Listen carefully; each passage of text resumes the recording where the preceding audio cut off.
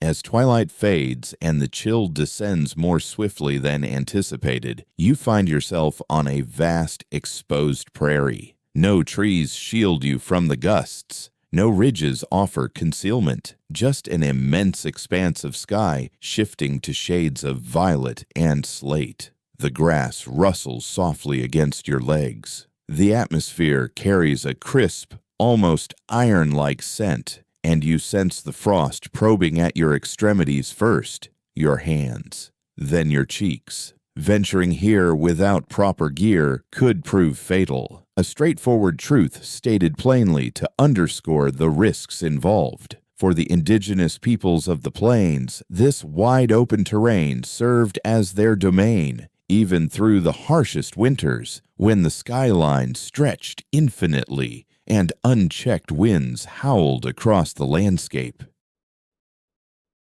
It's widely recognized that groups like the Lakota, Cheyenne, Comanche, and Blackfoot inhabited areas where winter temps routinely dropped well below zero, amplified by wind chill into something piercing and perilous. Without overhead foliage or cavernous refuges, the terrain lay bare, straightforward, and relentless. While you linger there, the chill reveals itself not merely as weather, but as an ever-present force that molds your mindset. Your gait, your hesitations, even your breaths adapt as the freeze takes hold. Findings from archaeology and cultural studies indicate that Plains tribes approached winter not as a mere trial to withstand, but as a challenge to confront, predict, and adapt to daily. You draw your limbs inward, a natural bid to retain body heat, an impulse echoing through eras. A key historical insight is how these communities structured their yearly migrations around climatic shifts. Relocating to wind-sheltered gullies along rivers or depressions in the earth come the deepest freeze. Far from aimless travel, this reflected calculated strategies honed over countless generations. Settlements hugged natural barriers against the breeze, however modest, like slight elevations or river curves that tempered the fiercest blasts. If you attune yourself, the prairie reveals its voice. The gusts alter their tone as they sweep through the vegetation. When snow arrives, it doesn't drift down softly. It lashes in horizontally, propelled by unseen power. The sound precedes its arrival, a faint sizzle that intensifies as the mercury falls further. Mastery of Plains existence started with keen awareness, well before constructing hides or kindling flames. An intriguing fact that catches many off guard is how fire remained vital to enduring winter on a terrain scarce in timber, yet it was always handled with care. Certain plains bands used compacted bison manure for burning. It smoldered steadily, yielded reliable warmth, and abounded along the paths of migratory herds. To contemporary sensibilities, it may seem uninviting, but amid a glacial evening, heat prioritizes foresight over appeal. Debates persist among experts on whether the Plains tribe's edge in withstanding such extremes stemmed more from innovations in gear or from collective wisdom and teamwork. Some highlight the ingenuity of their dwellings and garb. Others stress shared expertise and mutual support as the core of thriving where solitude would falter. Out here by yourself briefly, the truth seems self-evident. The freeze divides swiftly, while endurance binds folks in unity. You take a few paces, just enough to stir inner heat, while expending vitality. Each footfall crunches into the iced soil. Picture traversing this sans contemporary footwear or man-made barriers, depending on artfully tanned pelts and fabrics that allowed airflow, yet repelled gales. Far from crude fixes, this embodied perfected techniques in your mind.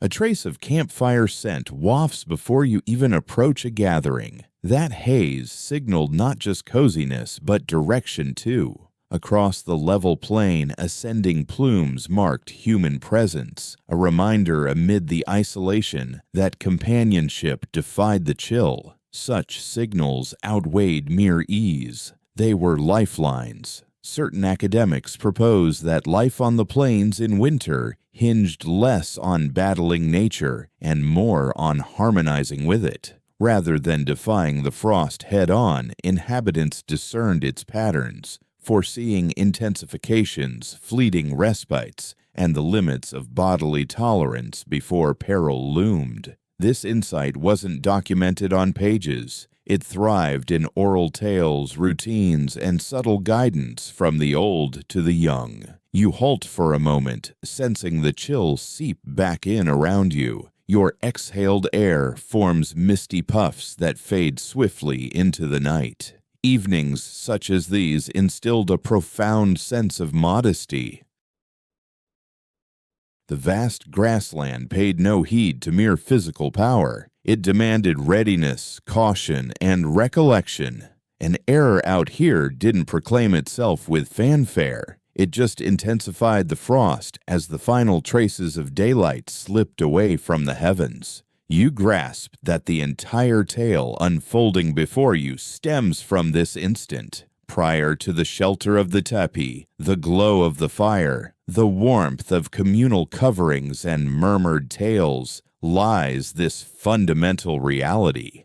Cold establishes the guidelines. The indigenous peoples of the plains endured the harshest evenings not by dismissing the freeze, but by comprehending it thoroughly, with patience, and in unity. The darkness doesn't hurry you along. It lingers patiently, and so do the teachings that follow. You're still out in the open, yet you've ceased remaining motionless. You've come to know that dawdling allows the icy grip to burrow further into your frame. As you press onward, your gaze instinctively rises to the overhead expanse. Out on the expansive plain, the heavens aren't mere scenery. They serve as vital data. They reveal the nature of the impending evening, and if your safeguards will suffice, when clouds gather thick and low, snowfall looms close. Paradoxically, a cloudless vault can herald even sharper drops in temperature as warmth radiates skyward unchecked. It's widely recognized that the plains' native groups meticulously monitored cloud formations, breeze patterns, and even the hues of dusk to predict nocturnal weather. A faded anemic twilight frequently forewarned of severe frost to come. A crimson-tinged skyline might indicate changing currents and approaching fronts. These weren't fanciful notions. They were reliable indicators honed by experience. You angle your head a bit, noting how the breeze nips more fiercely at one side of your face. Such asymmetry holds significance. The flow of air determines how to position any refuge, where to leave it open, and where to secure it firmly. Setting up a site oblivious to the wind's path could prove fatal overnight. Excavations of seasonal encampments reveal uniform alignments, with doorways turned from dominant gusts. This subtle insight rarely features in thrilling narratives, but it preserved countless lives. A particular noise starts to register with you. The crunch of snow beneath your feet varies with the mercury's level. If it shrieks like taut hide, the chill has deepened markedly. Numerous elders from the plains are said to heed this auditory signal to cut journeys short and hurry toward cover. Though minor, on evenings when vapor solidifies mid-breath, such nuances count immensely. You look skyward once more. In the winter chill, the stars gleam with crystalline edge, fragile almost. Various groups tracked stellar alignments not just for wayfinding, but as cues for the season's turns. The ascent of specific star groups sooner after sunset warned that the deadliest freezes were near. The firmament acted as a timeless dial. A key documented aspect of Plains cultures is their intricate celestial awareness, linked directly to enduring the cycles beyond mere intellectual pursuit. An intriguing fragment from spoken traditions endures. Certain bands held that the lunar disk glowed more vividly amid brutal cold, as though mirroring the iced earth beneath. Though not precise by contemporary standards, this notion played a functional part. A luminous moon implied unclouded skies, which typically brought steeper chills. It promoted vigilance seamlessly. Experts continue to debate if the plains' grasp of meteorology qualifies as empirical study, sacred insight, or a blend defying today's labels. Certain academics warn against divorcing empirical notes from cultural views, noting how interpretation and assessment intertwined. From your vantage, enveloped in the frigid atmosphere, such divides seem irrelevant. The crucial point is that it proved effective. You sense the breeze surge abruptly, then calm. Blasts vary in pattern ahead of tempests compared to during crisp, stable frosts. A persistent, unyielding flow often ushers in flurries.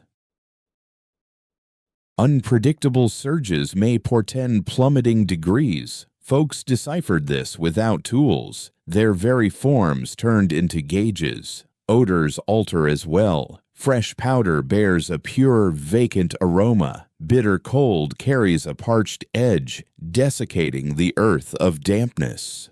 You draw in a breath and detect that aridity. It warns that bare flesh will chap swiftly, respiration should ease, and the young and aged must huddle nearer to collective heat this evening. This scrutiny of the firmament isn't idle. It shapes choices right away. Should the group relocate now or hold till dawn? Should fuel be expended sooner or ration for the deeper hours? Should coverings be reinforced this night or rely on prior efforts? The answers emerge from the cloud banks, celestial lights, and air currents. Contemporary analysts propose that among plains, peoples predicting conditions was a collective duty, not a solitary talent. Noted signs were exchanged offhand, threaded through dialogue. One person notes the air's texture. Another remarks on the satellite's glow. Agreement builds organically, sans debate. Actions ensue.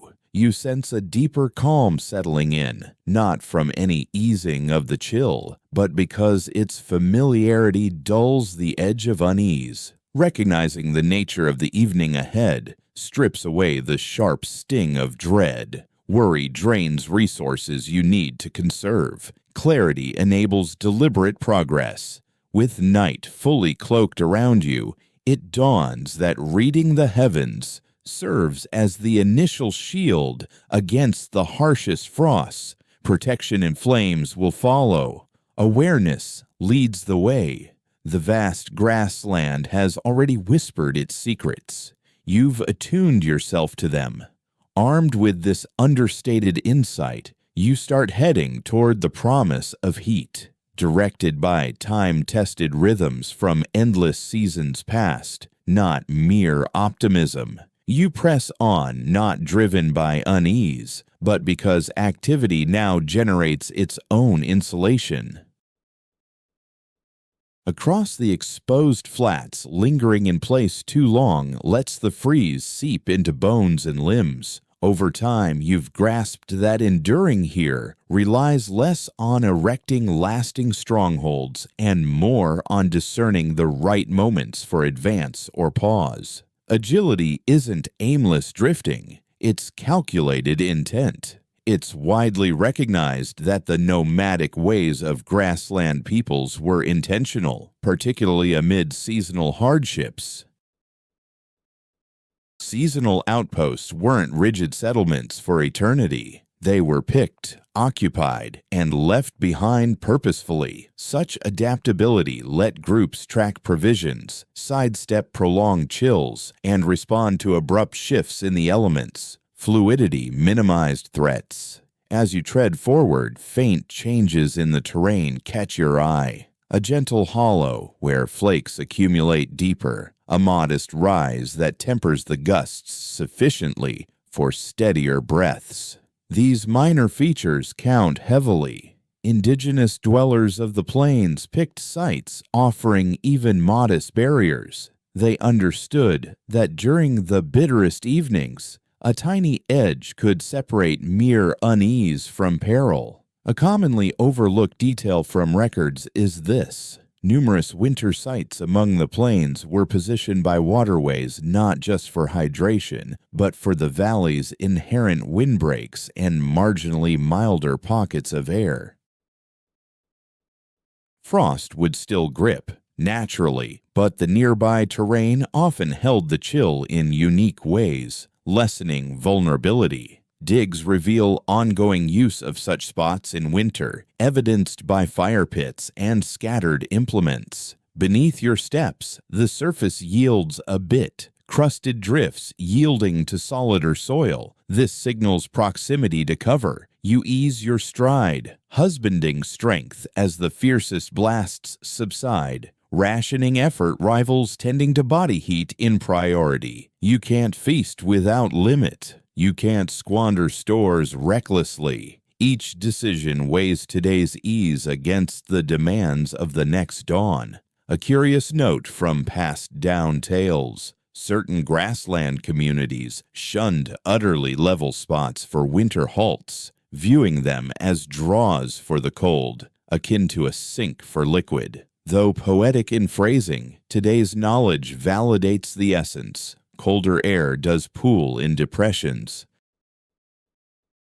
This intuition shaped smart choices eons before instruments measured it. Experts continued debating if the roaming of plains groups stemmed chiefly from pursuing buffalo or from environmental demands. Some highlight sustenance as the key driver. Others contend that atmospheric cycles, particularly the rigor of cold months, held comparable or superior sway. From your vantage, striding amid iced blades beneath an expanding vault, the elements blend seamlessly. Sustenance, insulation, and transit weave a single fabric. You observe how traveling in company transforms the ordeal. In a band, speed harmonizes instinctively. The brisk temper their haste. The laggards receive aid. This mutual cadence saves vigor and shares burdens. No individual faces isolation beyond what's essential. Here, motion binds the collective beyond solitary pursuits. Emotionally, too, progress instills direction. It wards off anxiety's close coil. Even when flakes fall unbidden or gales bite abruptly, a scheme for shifting or adjusting quarters instills steadiness. You're not cornered, but evolving. You picture the understated talks unfolding amid such treks. No orations or orders, merely brief words. The breeze is shifting. The flakes seem powdery. Time to halt shortly. Wisdom circulates freely, beyond rank. That's its enduring truth. Certain academics propose that grassland societies embraced transience as an asset, not a flaw. Builds were designed for disassembly. Outposts were transient by nature. Such outlook curbed ties to spots when they turned hostile. It let survival eclipse any fixed ground. You arrive at the border of refuge. The gusts fade markedly. Even noises alter. The rustle of stalks quiets. Tension eases from your frame unbidden. Here you pause, not from weariness, but because the earth declares sufficiency. Transit has delivered you. It has shifted you from raw peril to readiness. The frost lingers, yet it no longer assaults relentlessly. It feels contained. As you ease into your spot, it dawns on you that enduring the harshest winter evenings across the open plains starts well ahead of bedtime. It hinges on recognizing the right moments to advance or halt, and allowing the terrain to steer you softly toward security. In this more subdued corner of the evening, further insights linger ahead. You reach this place under cover of darkness, without any fanfare. Out here, shadows don't simply drop, they expand gradually, blurring outlines until just motion and echoes stand out distinctly. You halt your steps at this point, not marking the trip's conclusion, but sensing how the evening has shifted its mood. This marks the time when getting through relies more on vigilance than on keeping active. The plains under moonlight never go completely quiet. Blades of grass sway invisibly, stirred by breezes you can't spot. In the distance, some creature adjusts its stance, hooves crunching into the iced soil. Now and then, coyotes yip, their howls stretched taut by the miles and chill. These noises aren't mere backdrop, they're vital indicators. They reveal if the evening remains peaceful or agitated, if the climate stays even or edges toward a shift. Those who called this place home mastered the art of heeding sounds well before figuring out construction. It's a well-known truth that grassland dwellers leaned on audio cues to navigate once twilight hit, particularly in winter when sight faded fast. Blazes were kept dim, not only to save resources, but to safeguard eyesight and auditory sharpness in the gloom. Excessive light drowned out the messages the landscape was sending. You observe how audio travels greater distances through frosty air. A hack echoes widely. A soft alert spreads to more people. Even a fire's snap alters its pitch as the mercury falls. Seasoned folks or keen ears could discern if logs or dried waste burned cleanly just from the noise, which was crucial when resources were scarce and errors cost dearly. A subtle yet significant note crops up in various historical records. Certain winter outposts shunned boisterous doings once the sun dipped, driven by sense rather than dread. Clatter could unsettle nearby wildlife, scattering groups or luring threats nearer to the site. Stillness acted as a tool for management. Hush made the evening more foreseeable. Scholars still debate the extent to which sensitivity to nocturnal sounds was deliberately passed down or picked up instinctively. Some claim it formed part of formal guidance from the wise. Others posit that kids acquired it organically, raised so near peril that watchfulness turned innate. Regardless, the outcome held true. Those attuned to the audio world endured better. You sense the chill honing your sense of hearing. Each noise seems nearer than expected. That heightened state lets you spot alterations swiftly. A breeze veers just a bit. You catch it prior to any buildup. That buys moments to tweak windbreaks or stoke the flames before things sour. Scent factors in as well. Fumes blowing oddly signal changing currents. A subtle crisp whiff of impending flakes hints at sudden downfall. Such hints inform minor choices that build toward protection. Twilight also shrinks the expanse. Across the flats, ranges vanish in the black. Known features in the surroundings grow hazy. That's why outposts were laid out with precision. Routes linking dwellings were etched in through touch. Folks navigated via recall, not vision, tallying paces, noting feels beneath their souls. A frequently missed point is that grassland sites after dusk were structured to minimize extra motion. Necessities stayed within reach. Duties wrapped up before total dark. if feasible. Roaming once night fully claimed raised chances of harm or chill. The aim was calm readiness, not bustle. You pause and tune in at this instant. The evening seems woven by a tacit pact of restraint. One person nudges the embers with care. Another tweaks the barrier against the gusts. These moves occur wordlessly. All grasp the flow. Certain contemporary experts propose that evenings on the plains bolstered group unity. Amid the void and freeze, solo daring meant nothing. Teamwork was everything. The dark favored forbearance and penalized haste. With time, the audio wove into a routine, gusts consistent, critters remote, blaze tamed. This signals the outpost will weather the vigil, not solely through ease, but through steadiness.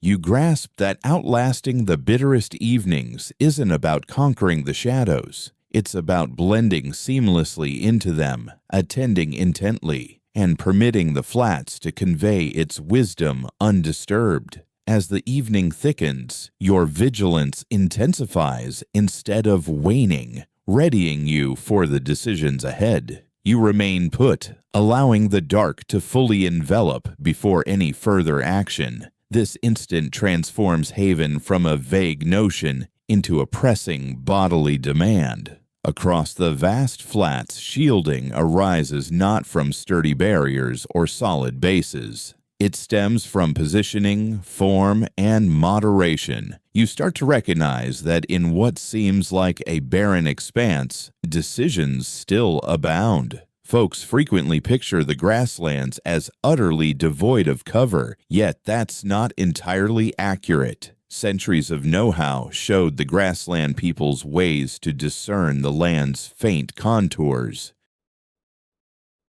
A gentle rise might shield sufficient breeze to cut the chill in a campsite by a few degrees. A slight depression in the soil could channel blasts that might otherwise rip at coverings and stitches through the dark hours. It's a known fact that sites for winter encampments were selected with meticulous attention, occasionally shifted several times over a brief span to strike the ideal mix of safeguard and accessibility. The shift hits you right away as you move behind a simple incline. The gusts don't disappear, but their edge dulls. Your breath steadies. Your tension eases from your posture unbidden. You grasp that refuge emerges prior to any construction.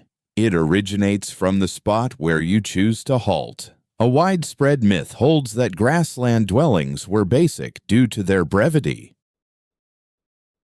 Truthfully, brevity didn't equate to neglect. Those winter setups had to endure extended evenings of icy gales and accumulating flakes. The initial choice was invariably alignment. Entrances faced clear of dominant winds, often eastward or southeastward, to catch the dawn's glow earliest and encounter milder airs. A less familiar custom surfaces in various spoken histories. Certain bands shunned settling at the lowest valley points on winter evenings, convinced that chill pooled there. They opted for nearby higher spots instead. Such selections weighed gust vulnerability against thermal regulation.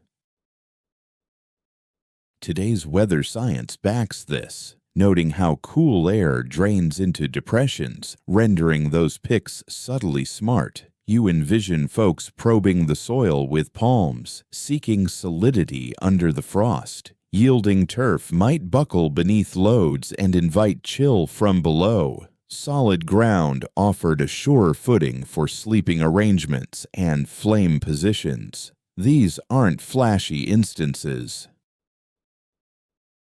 They're subdued evaluations done over and over. Scholars continue to debate the evolution of grassland refugee methods. Some stress ecological demands as the key force. Others contend that traditions and passed down habits were just as vital. Amid the frigid darkness, the debate seems scholarly. The key point is their success. You observe the layout of the dwellings, neither packed nor distant, but near enough for swift passage among them.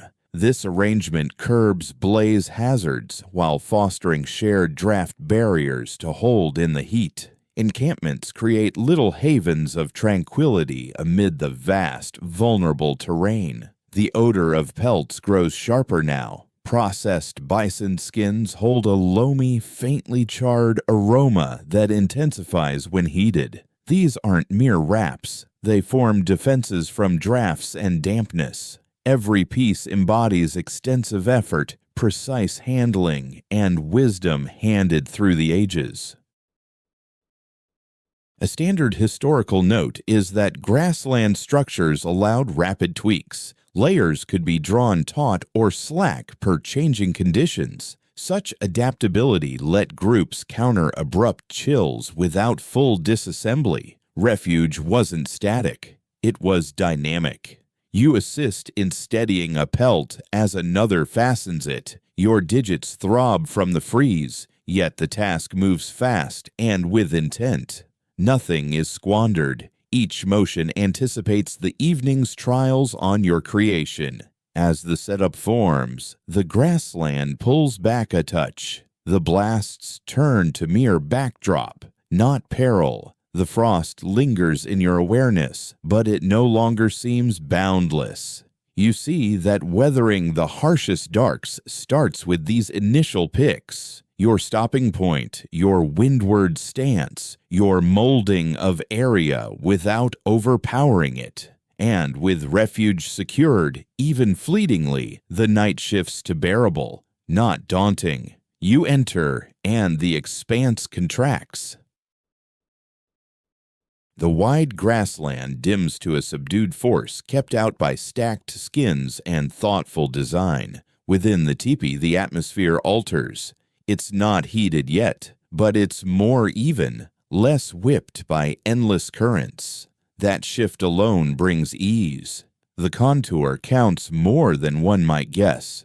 The conical shape isn't decorative. It draws fumes upward while drawing clean drafts in low. Warmth flows instead of pooling. Plenty think teepees retained heat merely by sealing off area. But their true power was in ventilation control. Experts agree this approach cut down on fume breathing while sustaining steady comfort through extended winter dusks. You settle and sense the sides bending in, bouncing heat central. Chilly patches occur, sure, particularly floor level, but they're foreseeable. Sleeping gear goes where coziness collects on its own.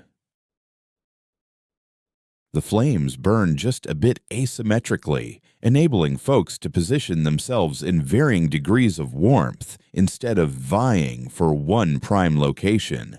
An underappreciated aspect of tipi building comes into play during the colder months. Extra layers inside were occasionally incorporated, forming a protective layer between the exterior skins and the inhabited area. This setup captured heated air and minimized air currents sneaking in. The added lining also handled moisture buildup, stopping it from turning to ice within the dwelling as night fell. 19th century reports from outsiders often highlight their astonishment at the coziness of these interiors, despite harsh weather.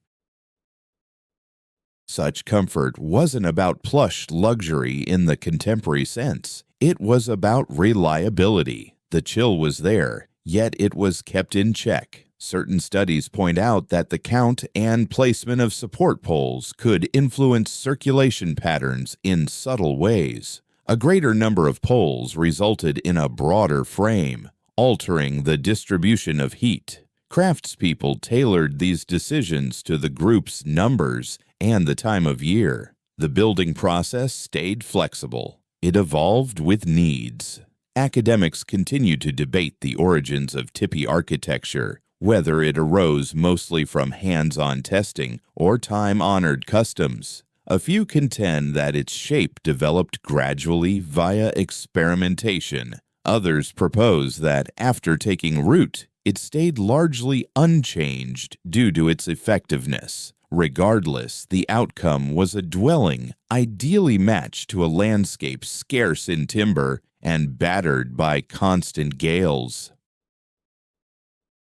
You sense the earth below, now covered with woven grasses, pelts, and your own possessions. No part contacts the raw soil. Protection starts right at your soles. Since chill surges up fast from iced-over terrain, creating distance is crucial. Even a modest space between your form and the dirt can safeguard vital body heat. A noteworthy habit appears in multiple historical records. At bedtime, individuals would line their belongings along the shelter's inner perimeter. Pouches, implements, and garments formed extra shields against intrusive breezes. This arrangement had a clear utility, while also ensuring necessities were within easy reach. The blaze pops gently at this moment. Fumes rise and exit via the vent overhead without hanging around. You observe its patterns, picking up on signals. When vapors dip downward again, it signals a need to tweak the aperture. Such inspections happen often throughout the darkness. Circulation is never taken for granted as constant. The tipi pulses with life, reacting to gusts and shifts in the chill. A person tweaks a panel, while another supplies wood with precision. These actions are hushed, habitual, nearly instinctive.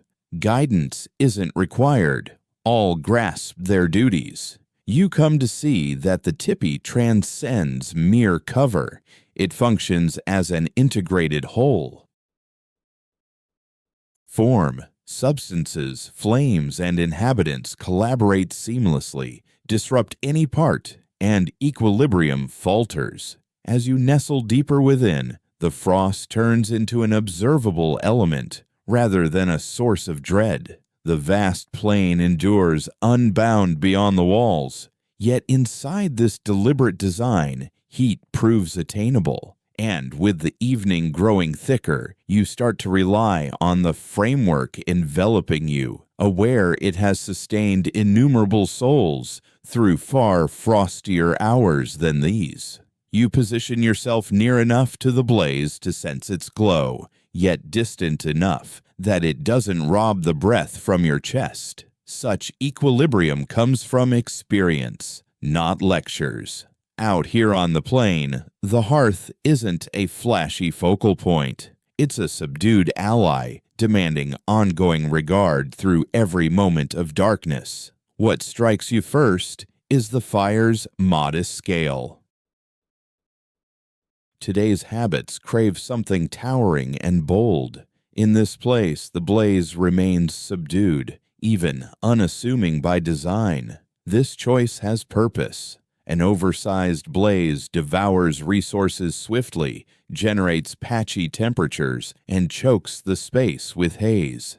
A contained one, nurtured thoughtfully, yields enduring coziness. Early witnesses in their writings often remarked on how unremarkable these modest blazes seemed initially, though they sustained life amid piercing cold. You observe the way wood is introduced, not flung, but laid with care. Every fragment is selected for its dimensions and aridity. A hand weighs it briefly prior to placement. Here,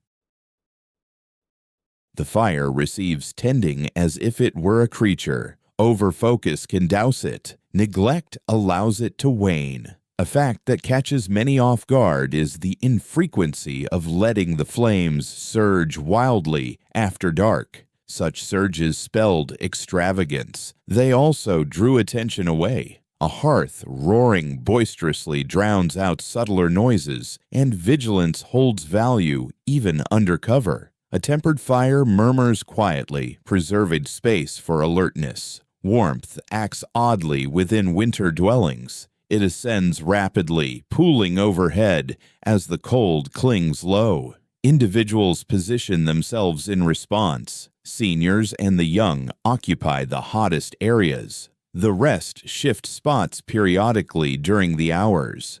Resting setups aren't static.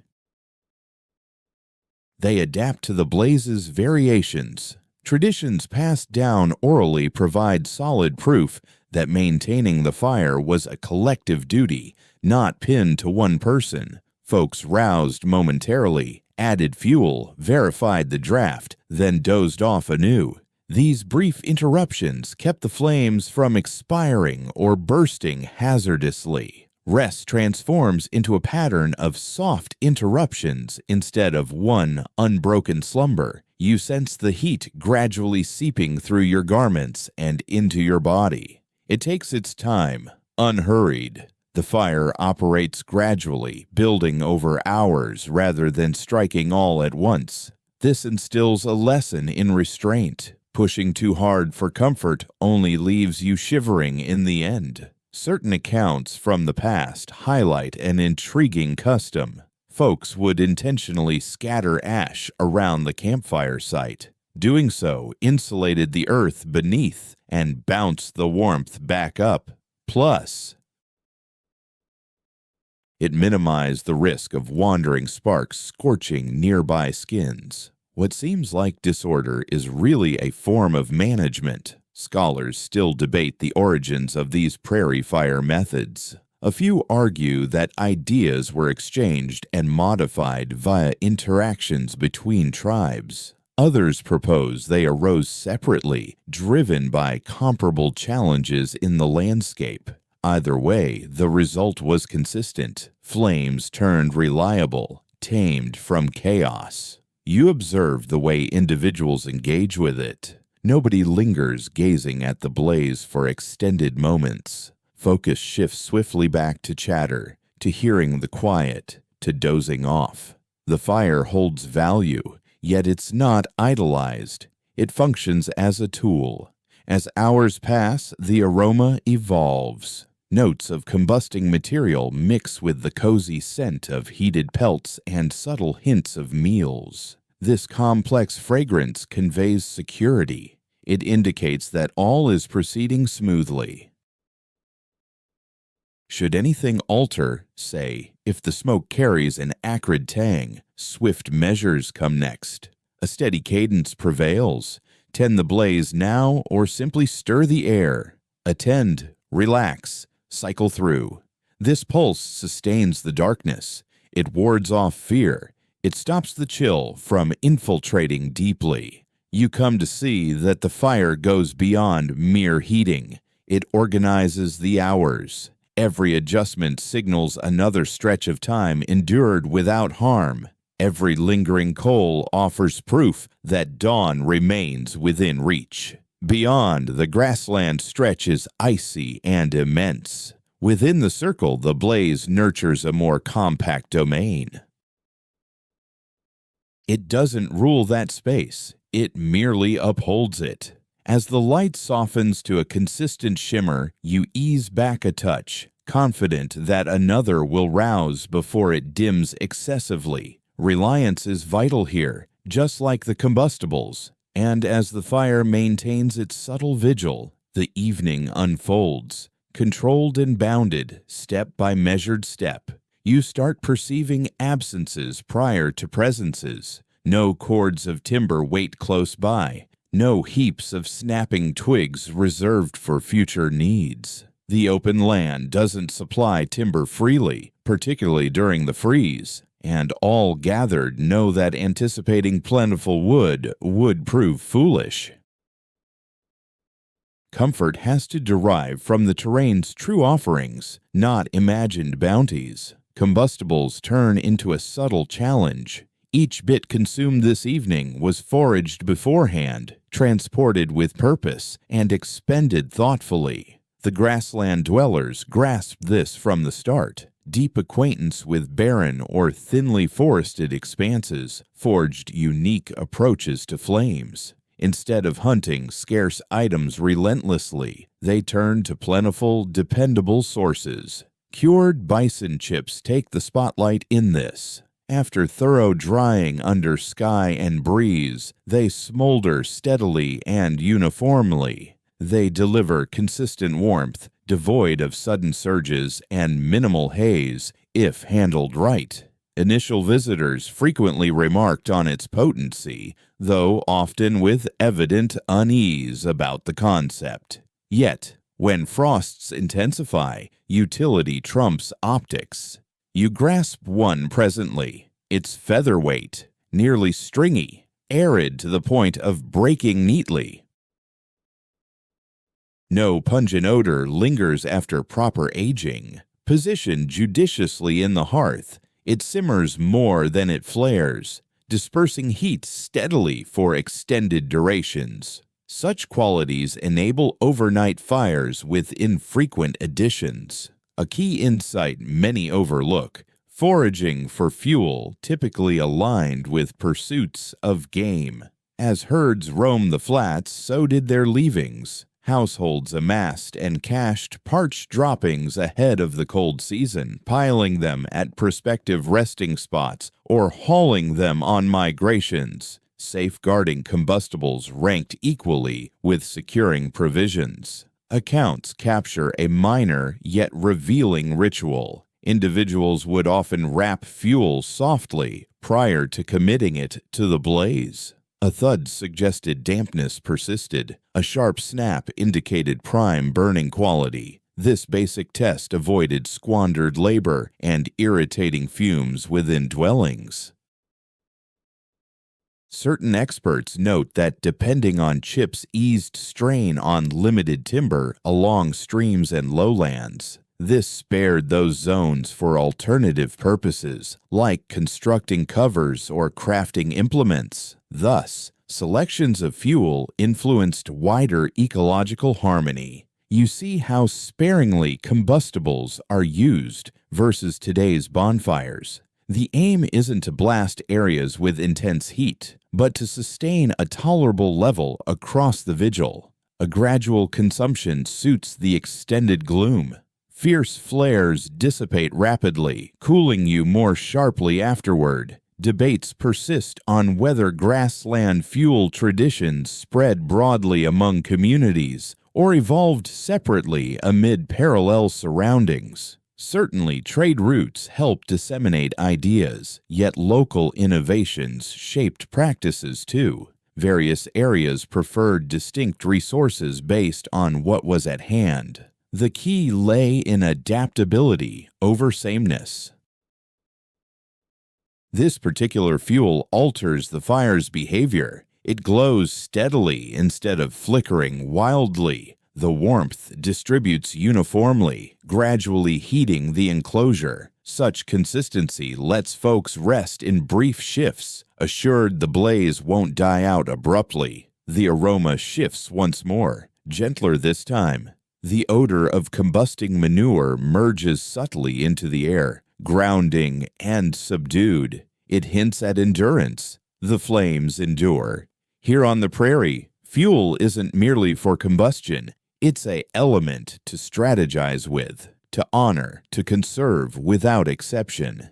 Every fragment embodies effort in collection, dehydration, and preservation, typically during milder periods when winter seemed remote. As darkness advances, the fire maintains its even pace, free of theatrics. Beyond the walls, gusts might swell or ease, yet the interior warmth stays constant. This reliability fosters true repose. You grasp that enduring the harshest evenings demands not excess, but appropriateness. The grassland offers its gifts as they come, and the people of the plains embraced that reality completely. By selecting fuel thoughtfully and employing it sparingly, the fire turns dependable instead of insistent, and dependability, beyond mere fervor, sustains you across those extended icy stretches until daybreak. The evening grows profound, but the coziness endures, serene and enduring, nourished by the terrain's voluntary bounty when you discern its ways. You grasp the nearby pelt and sense its heft prior to any thaw. This mass isn't haphazard. Across the plains, protection from cold prioritizes bulk, heft, and the capacity to halt air currents. This evening, The buffalo's influence lingers everywhere, despite the creature's absence in this instant. Buffalo skins anchor the essence of winter endurance.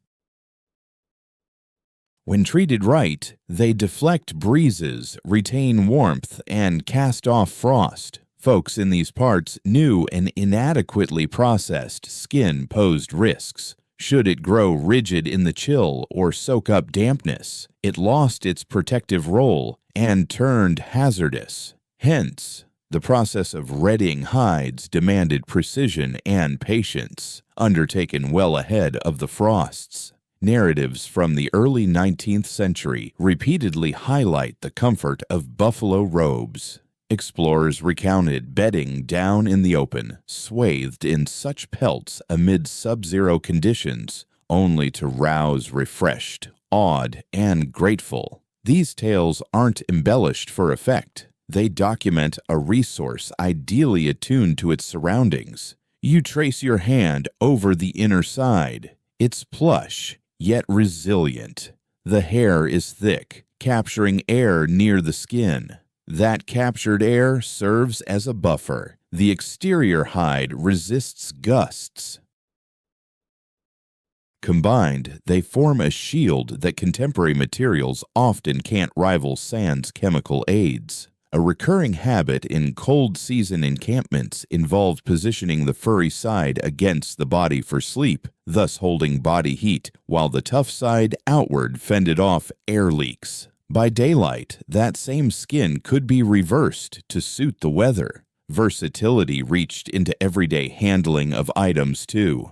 The buffalo supplied more than garb or cover. It yielded sleeping mats, partition drapes, barriers against wind, and entry panels. From one beast came diverse utilities, all vital. Such thrift proved essential in a landscape where transport limits loomed large and squandering threatened peril. Scholars diverge on the extent of differences in skin tanning methods across groups. Certain clues point to local distinctions in abrading, curing with smoke,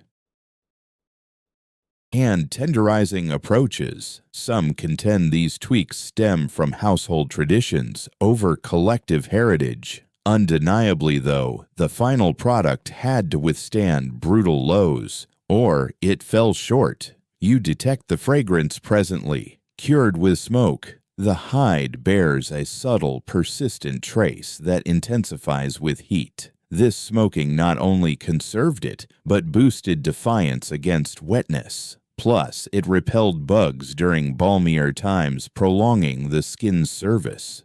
An odd note that crops up occasionally concerns pre-winter assessments of hides. They'd be bent repeatedly and even spritzed with water, then exposed to frost. Those that stayed pliable post-thaw earned confidence. The brittle or fractured ones got discarded or redone. The depths of winter left no room for trials. You adjust your position and sense the skin below you, shielding against the iced soil. The earth's chill is unyielding. Lacking a barrier, it saps heat swifter than any atmosphere. Stacked pelts and dry grass forged a divide, rendering the solid frost tolerable. There's a communal aspect as well. Skins circulated among the group. Surplus coverings went first to the young or aged. Vigor didn't dictate comfort, necessity did. On frigid evenings, reallocating resources sparked no arguments. It was instinctive. Anthropologists often argue that the dependence on buffalo hides influenced Plains culture just as profoundly as the hunting practices themselves. Daily life, from shelter construction to migration patterns dictated by seasons, centered on this vital resource. However, some experts warn against placing too much weight on any one element. Still, during an evening like this one, cocooned in soft pelts, while the gale howls beyond the walls, its significance seems impossible to ignore. You shift the fur drape over your shoulders, securing the heat with a fluid, habitual gesture. In this place, No one stumbles through the process. The chill exacts a steep price for any delay. Beyond the enclosure, flakes of snow start to murmur against the sides. Within, the thick coverings muffle every noise, muting the harshness of the surroundings. This hush isn't mere absence, it's a deliberate shield. It dawns on you that the buffalo's role extends far beyond the kill. Its essence lingers in the barriers, the sleeping mats, the wraps, and the comforting glow that sustains you through each frigid moment. Life persists well after the creature has been taken down. As darkness deepens, the pelt against your form warms gradually, molding to your contours. The generated heat remains trapped precisely where it's required. The gusts remain confined to their domain.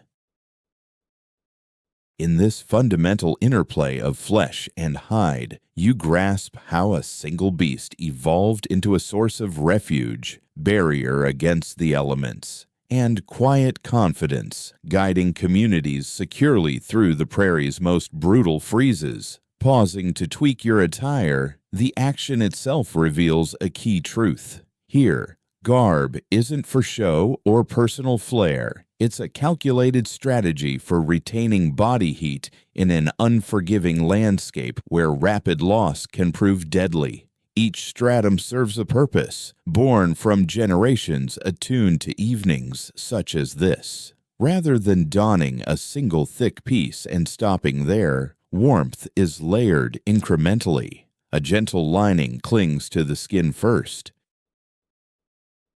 wicking away dampness to avert sudden chills. Next follows denser leather or interlaced fibers crafted to capture pockets of air. The outermost shell then repels gusts and swirling flurries. Decades of observing how folks weathered the season revealed that a solitary, cumbersome wrap hampers mobility and locks in perspiration, which hardens into ice. By contrast, several lighter ones permit fine-tuning as the weather shifts. You observe the way cuffs hug the arms, snug enough to bar drafts, yet yielding to maintain steady blood flow. Flow takes precedence over mere bulk. Numb digits signal sluggish circulation well before they point to flawed padding. The locals knew instinctively that core heat originates from within and demands safeguarding from the inside out. It's widely acknowledged that Plains attire was tailored with exacting care to match the demands of each season. Cold weather outfits diverged from warm month versions not only in fabrics but in their very assembly. Stitching was positioned to minimize gaps. Flaps that overlapped thwarted direct wind tunnels. Closures were engineered to retain coziness without constricting breath or motion. A subtle routine emerges as the group prepares for rest. Additional wraps stay handy but not yet donned.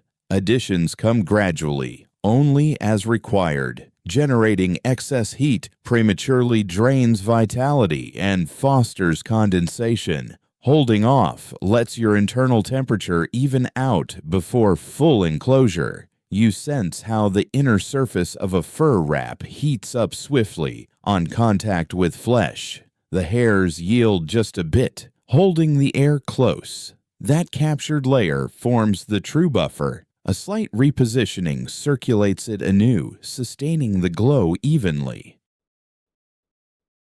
That's the secret to why stirring beneath coverings aids circulation instead of disrupting it. Certain aspects of Plains winter dress remain open to debate. Differences cropped up across territories and eras, and documentation isn't always complete. What endures is the focus on flexibility. Outfits were built for ongoing tweaks, not static use. You see how priorities target the outer limbs initially. Palms, soles, and cheeks shed warmth most rapidly. Hide mitts outrank fingered ones since bundled digits pool their heat. Boots feature stuffed liners under soft-soled shoes, typically stuffed with dried plants or pelts. refreshed frequently to dodge sogginess. When blasts intensify, cloths or cowls guard the features. An understated rationale governs the setup. Waste finds no place. Soaked pieces get aired by the flames rather than reapplied. Reserves are preheated to avoid rigid freezing.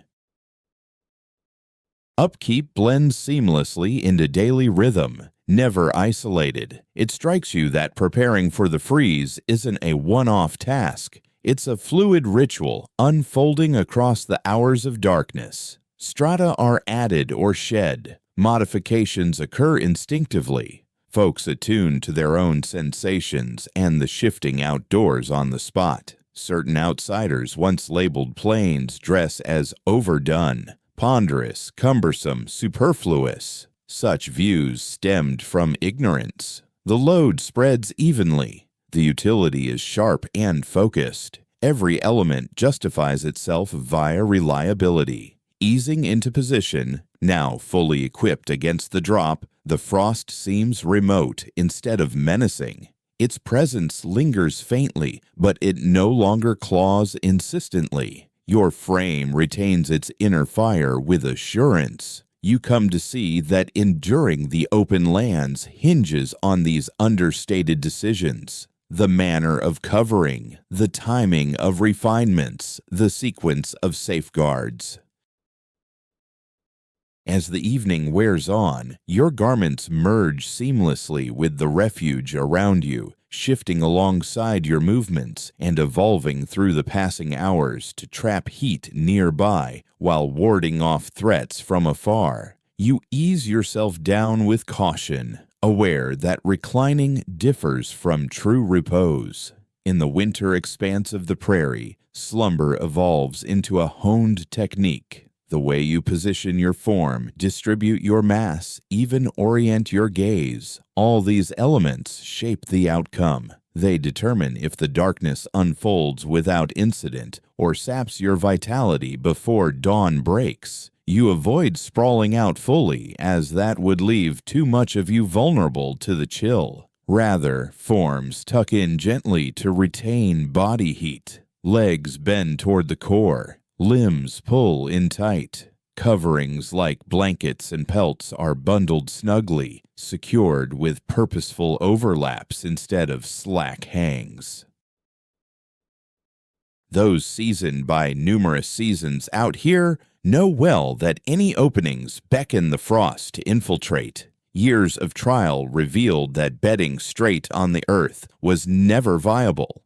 The iced soil leaches heat without mercy. Foundations of padding go down first, long before you concern yourself with overhead layers, bundles of grass, additional skins. Whatever's arid and yielding turns into a buffer. The more substantial the underlayer, the less your frame battles the pull of earth, drawing warmth away. You observe the communal layering of mats and wraps. Someone's cover stretches to shield another's toes. Borders are overlapped to form an unbroken pocket of coziness. This isn't mere proximity by chance. It's a calculated strategy. Room to spread out is a rare indulgence. Heat, however, is essential. A quiet custom emerges that you start to discern. Folks angle their heads from the perimeter where breezes hang about. Features stay nearer the heart of the space, where the atmosphere holds steadier. Even these minor tweaks can separate deep renewal from fitful stirring. Certain tales recount folks dozing in rotations, ensuring not everyone sinks into full oblivion simultaneously, not out of dread, but for sound reasoning. Cycles of brief slumber punctuated by light alertness let them monitor the flames, realign wraps, and resettle limbs. Rejuvenation builds incrementally, much like one's attire. You sense yourself easing toward drowsiness, yet holding back from total surrender. The chill insists on vigilance. This isn't the deep dive into hours of oblivion. It's a vigilant, adaptable doze, primed to respond at the slightest unease.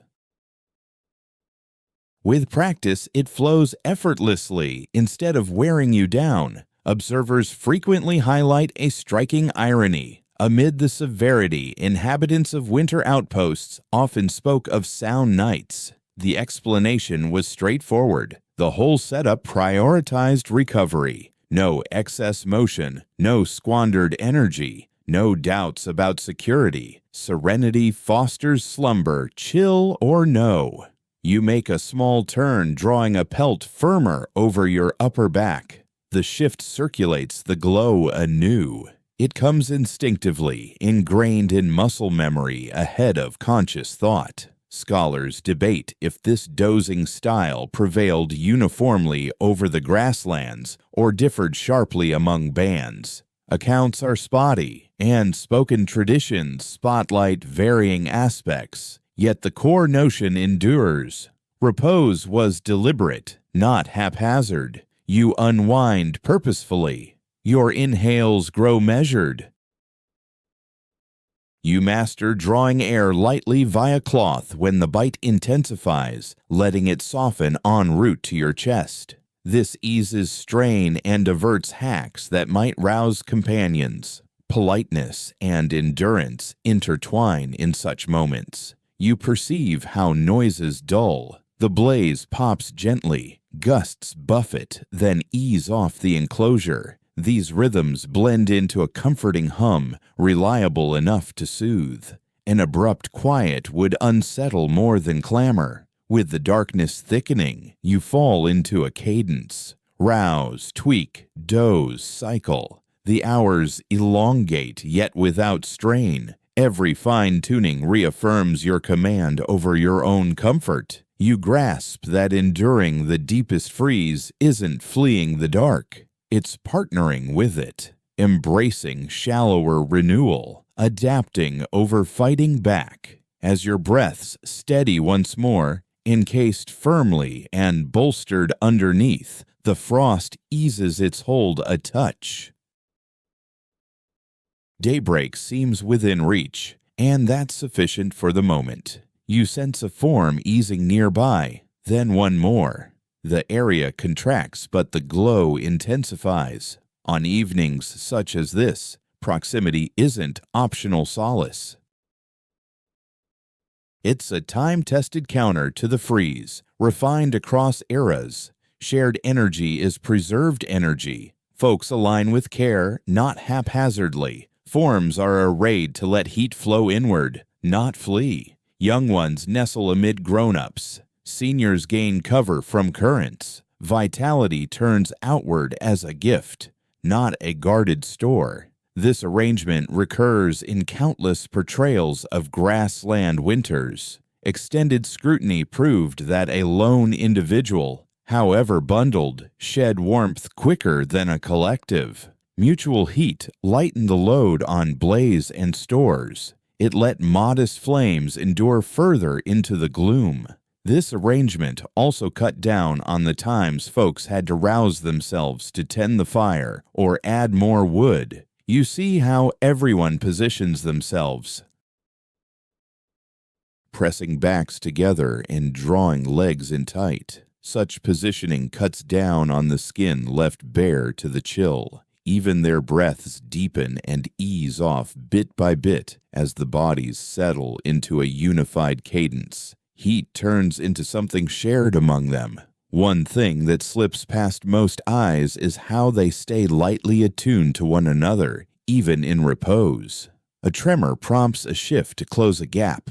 A fidget draws a fur draped more snugly.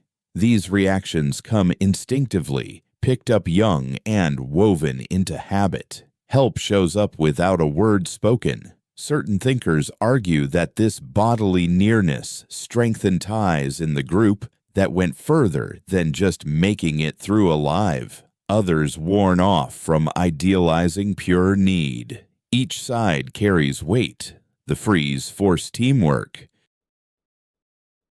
and that teamwork built layers of reliance. The pair grew hard to pull apart. You sense the change right away. The bite at your borders eases up, tension drains from your limbs. The urge to keep tweaking your spot diminishes. Collective body heat lets you drop into a sounder doze, though it stays shallow. The habit extended beyond dark hours. In brutal frosts they labored, paused, and took meals huddled near. Staying close saves strength all day long.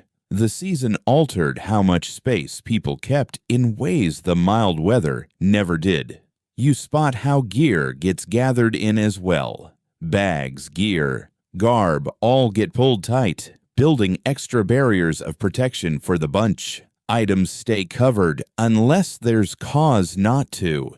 Each piece joins the effort to hold the heat. No strict guidelines dictate spots in the huddle. Placements evolve as the hours pass. One feeling the nip edges toward the center.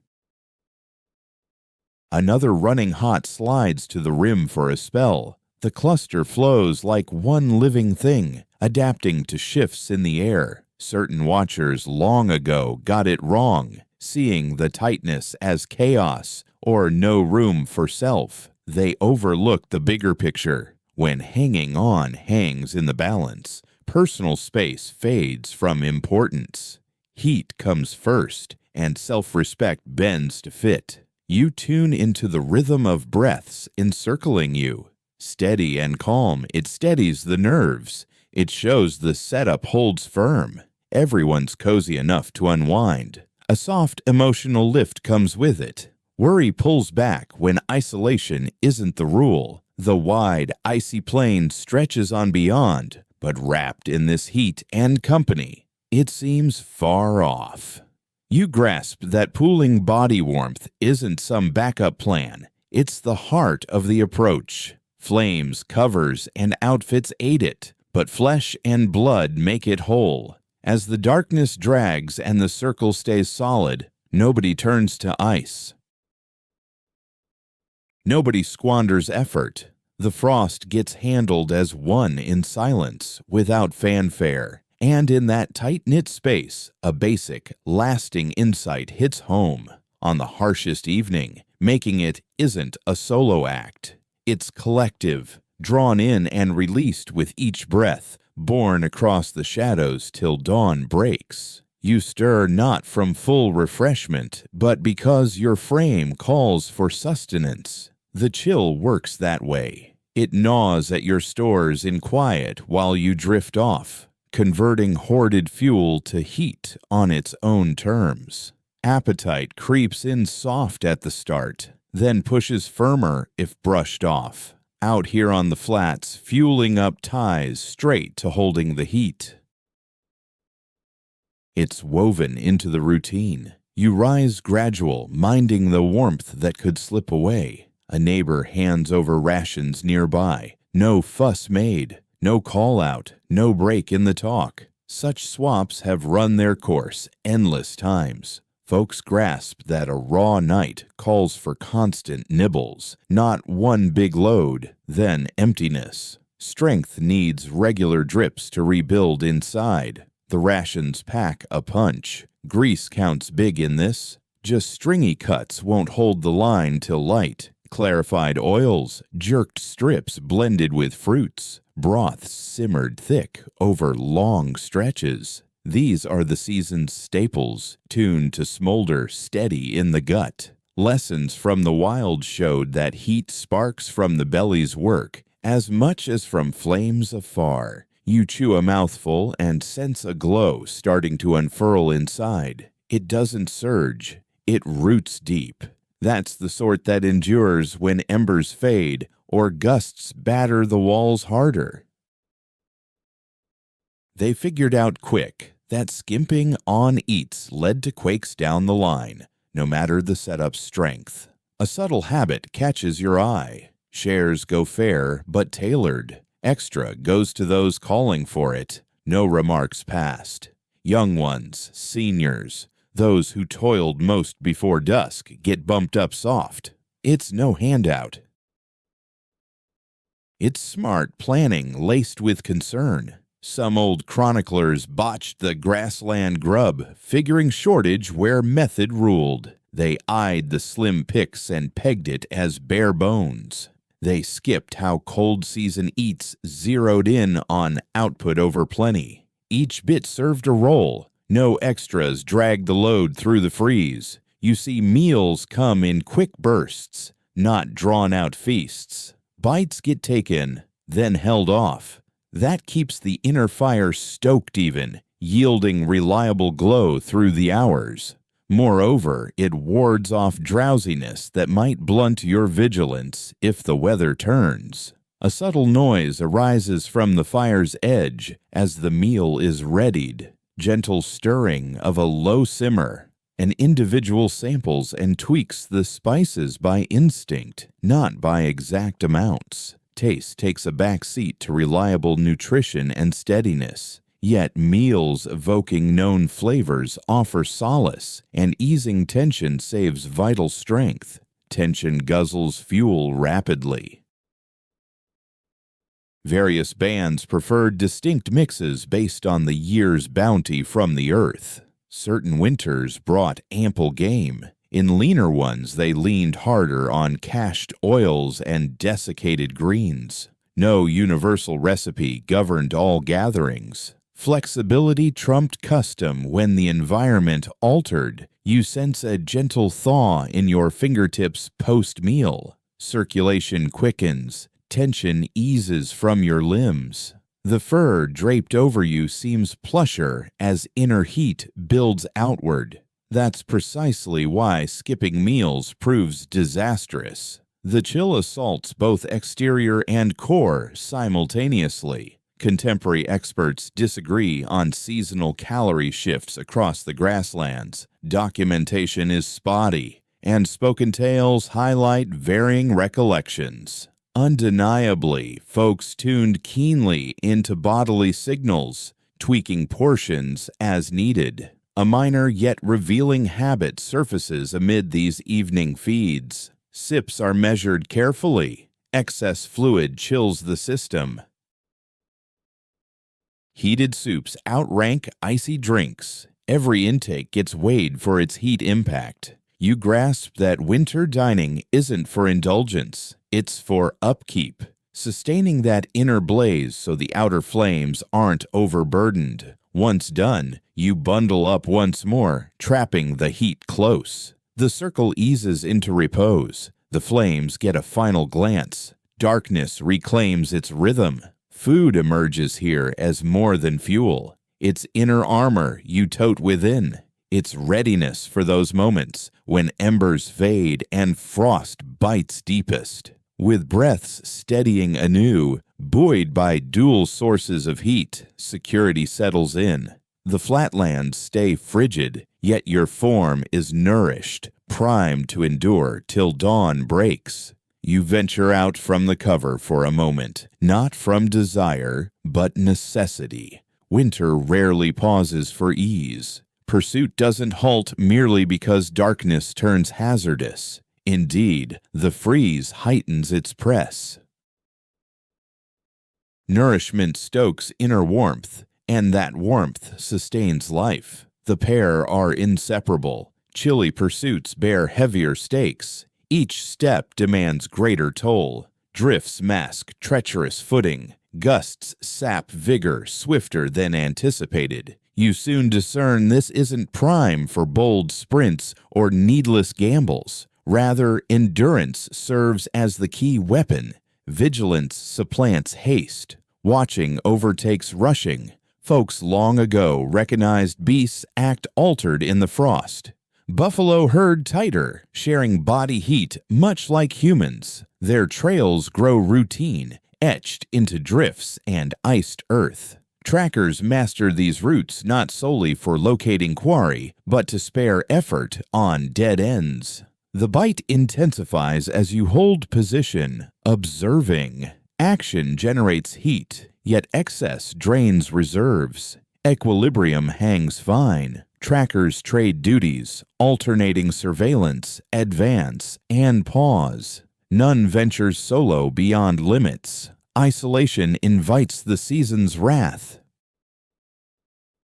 A quiet evolution marks victory's gauge. Securing provisions counts as victory. Frosty forays seek not plenty, but persistence. A single beast, methodically butchered, can fuel numerous evenings if managed right. You observe how digits chill swiftly when bared. Mittens slip free momentarily, then reclaim their place. Duties fragment into brief phases to curb exposure. Even nodding requires extra time as joints rigidify. Such pauses are anticipated. Haste invites mishap. Older narratives portray these cold season stalks as more hushed than summer ones. Muted calls, sparse gestures. Noise carries further in crisp air, and spooking game squanders chances. Quiet preserves both stamina and prospects. Academics still debate the frequency of winter forays versus dependence on reserves. Weather fluctuated greatly annually. What holds steady is that stalking persisted without cease. It merely evolved, turning measured and methodical. Peril shadows each choice. Recklessness invites harm. Harm spells doom amid such chill. Stalkers select ground wisely, shunning slick patches, sticking to solid holds. Instinct steers steps as surely as sight. Success triggers instant labor. Revelry waits. Flesh needs carving ere it hardens. Tallow requires safeguarding. Pelts demand prompt care. The freeze amplifies haste. Linger and triumph sours. You see rolls allot seamlessly. Some slice, some haul. Others scan the horizon. All grasp their part unspoken.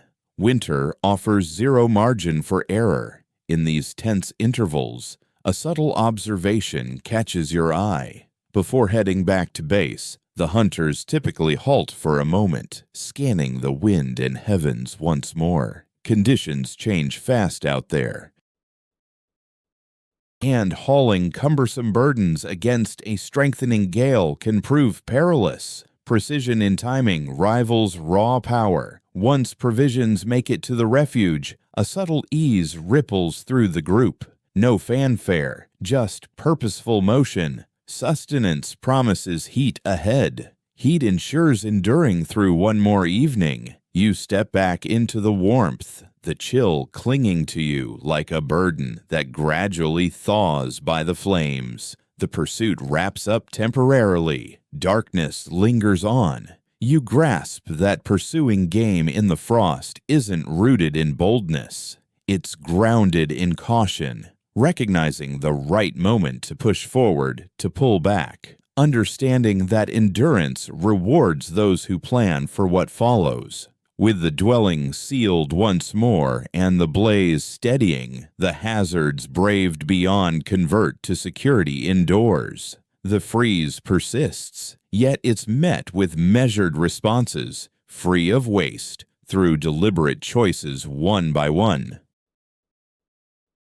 You see how focus pivots in the presence of kids and seniors. It occurs seamlessly, without fanfare or signals. The harsh chill reshapes what comes first, subtly realigning the settlement. Power remains respected, but safeguarding climbs above it. Little ones stay nearer the heart of things, where the atmosphere holds steady heat and breezes falter. They shed warmth quicker, a fact everyone accepts.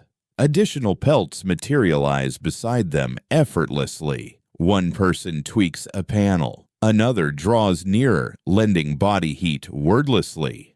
Attention here is functional, not overly emotional, even if subtle affection seeps through. Seniors receive comparable regard. Their wisdom counts, as does their fragility. Frost locks up limbs, dulls reflexes, and intensifies weariness. Spots by the hearth go unclaimed. They're simply yielded. Shares of rations adjust quietly. Explanations stay unspoken. It's just known. You watch the labor adapt accordingly. Robust grown-ups handle duties demanding the elements, gathering wood, securing perimeter layers, venturing out short when gusts alter. Such decisions aren't flashy feats. They're deliberate.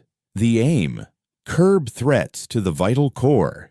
A subtle principle emerges for you. In winter, no one seeks to demonstrate prowess.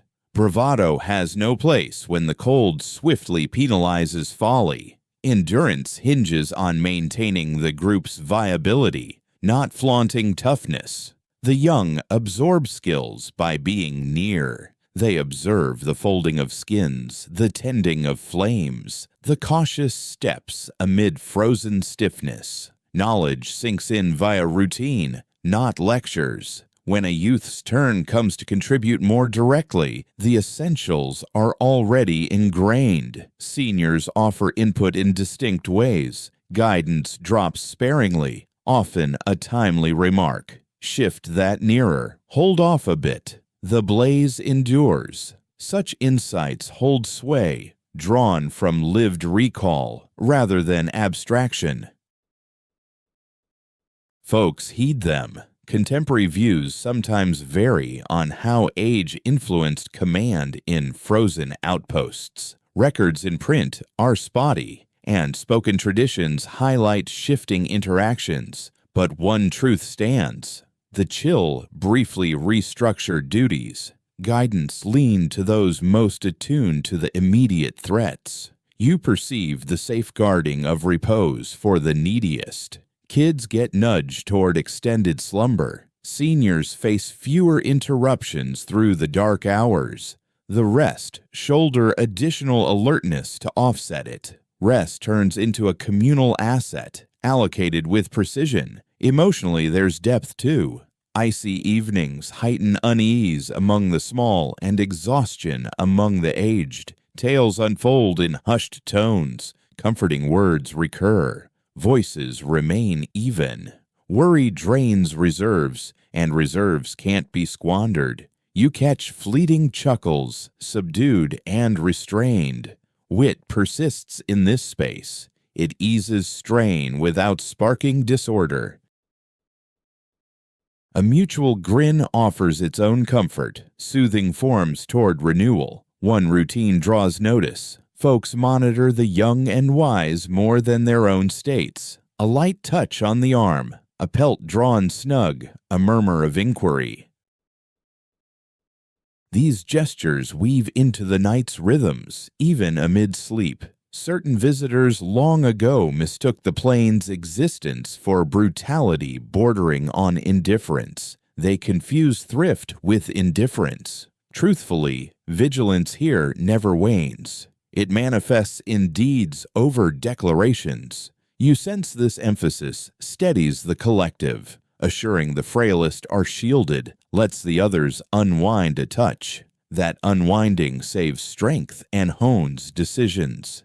Tending to kin evolves into a collective tactic for persistence. As shadows lengthen, you feel the outpost coalescing around its tiniest and most seasoned. The hearth glows reliably. The haven holds firm. Forms settle as required. You come to see that weathering the bitterest dusks goes beyond tools and methods alone. It's all about vigilance, spotting who requires extra heat, additional sleep, or greater safeguarding, and acting swiftly without debate or hesitation.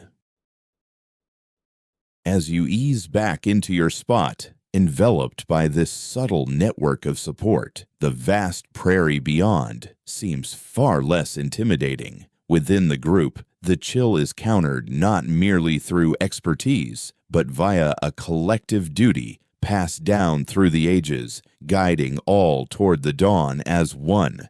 You rouse yourself once more, alert enough to grasp that your shift has come.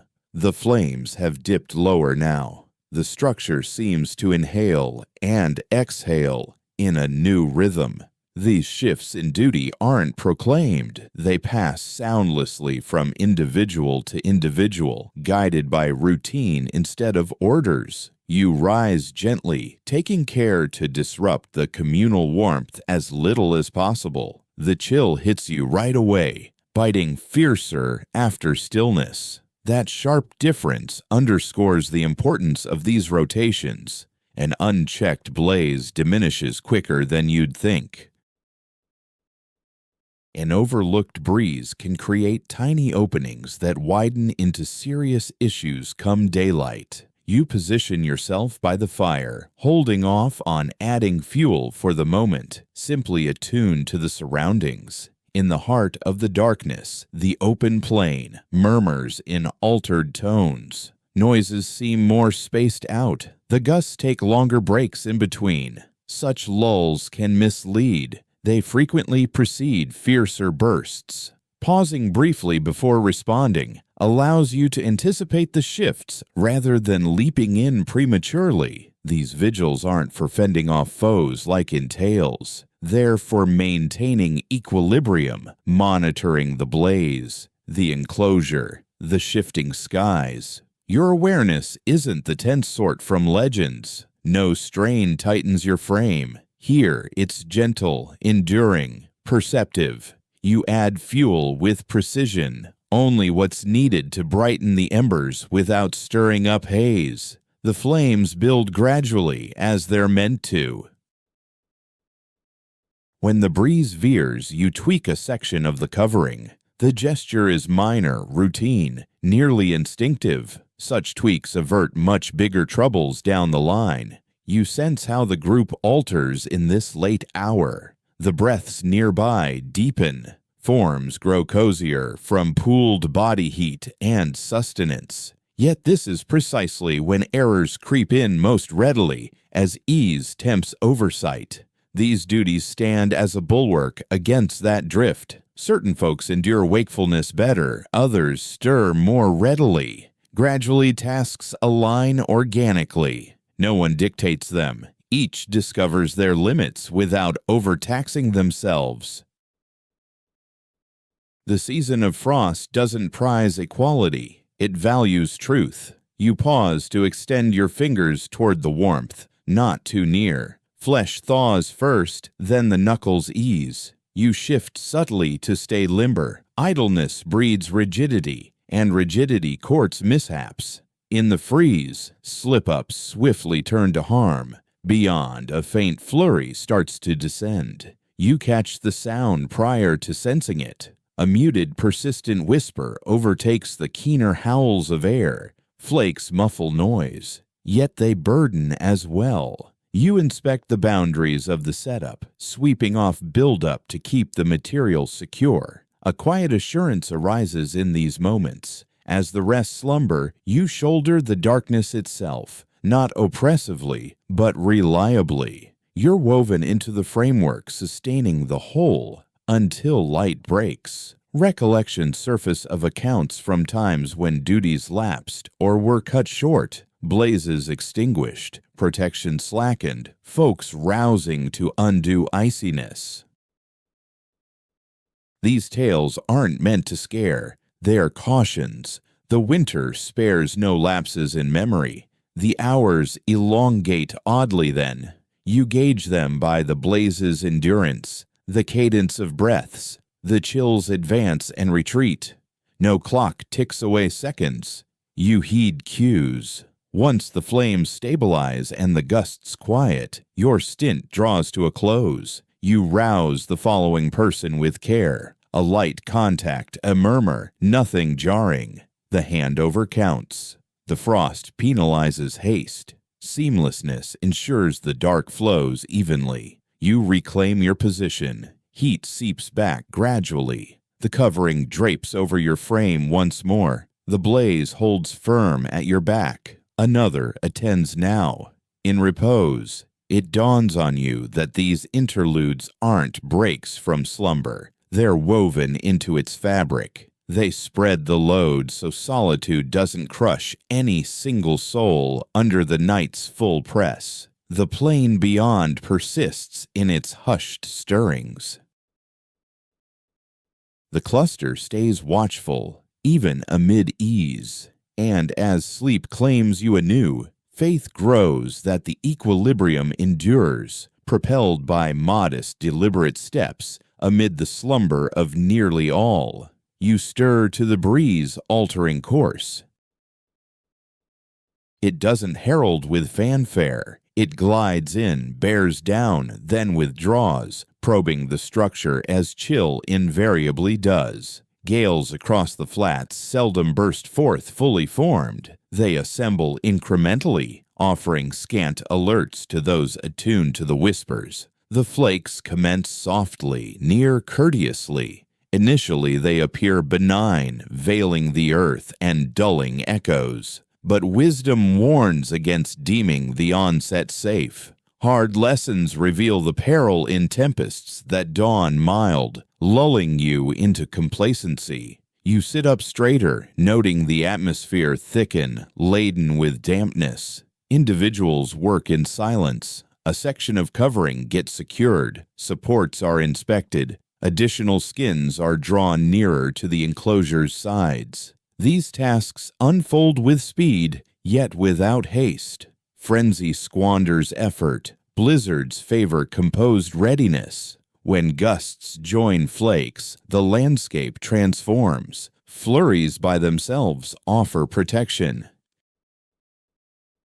Breezes solo can be withstood. United, they drain warmth swifter than individually possible. You sense a subtle chill as the atmosphere stirs more forcefully near the dwelling. Drifts form wherever currents direct them. Vigilance tracks this buildup. Mass counts. Excessive buildup tugs at joins and stresses supports. One person ventures out momentarily to clear fresh powder before it weighs down.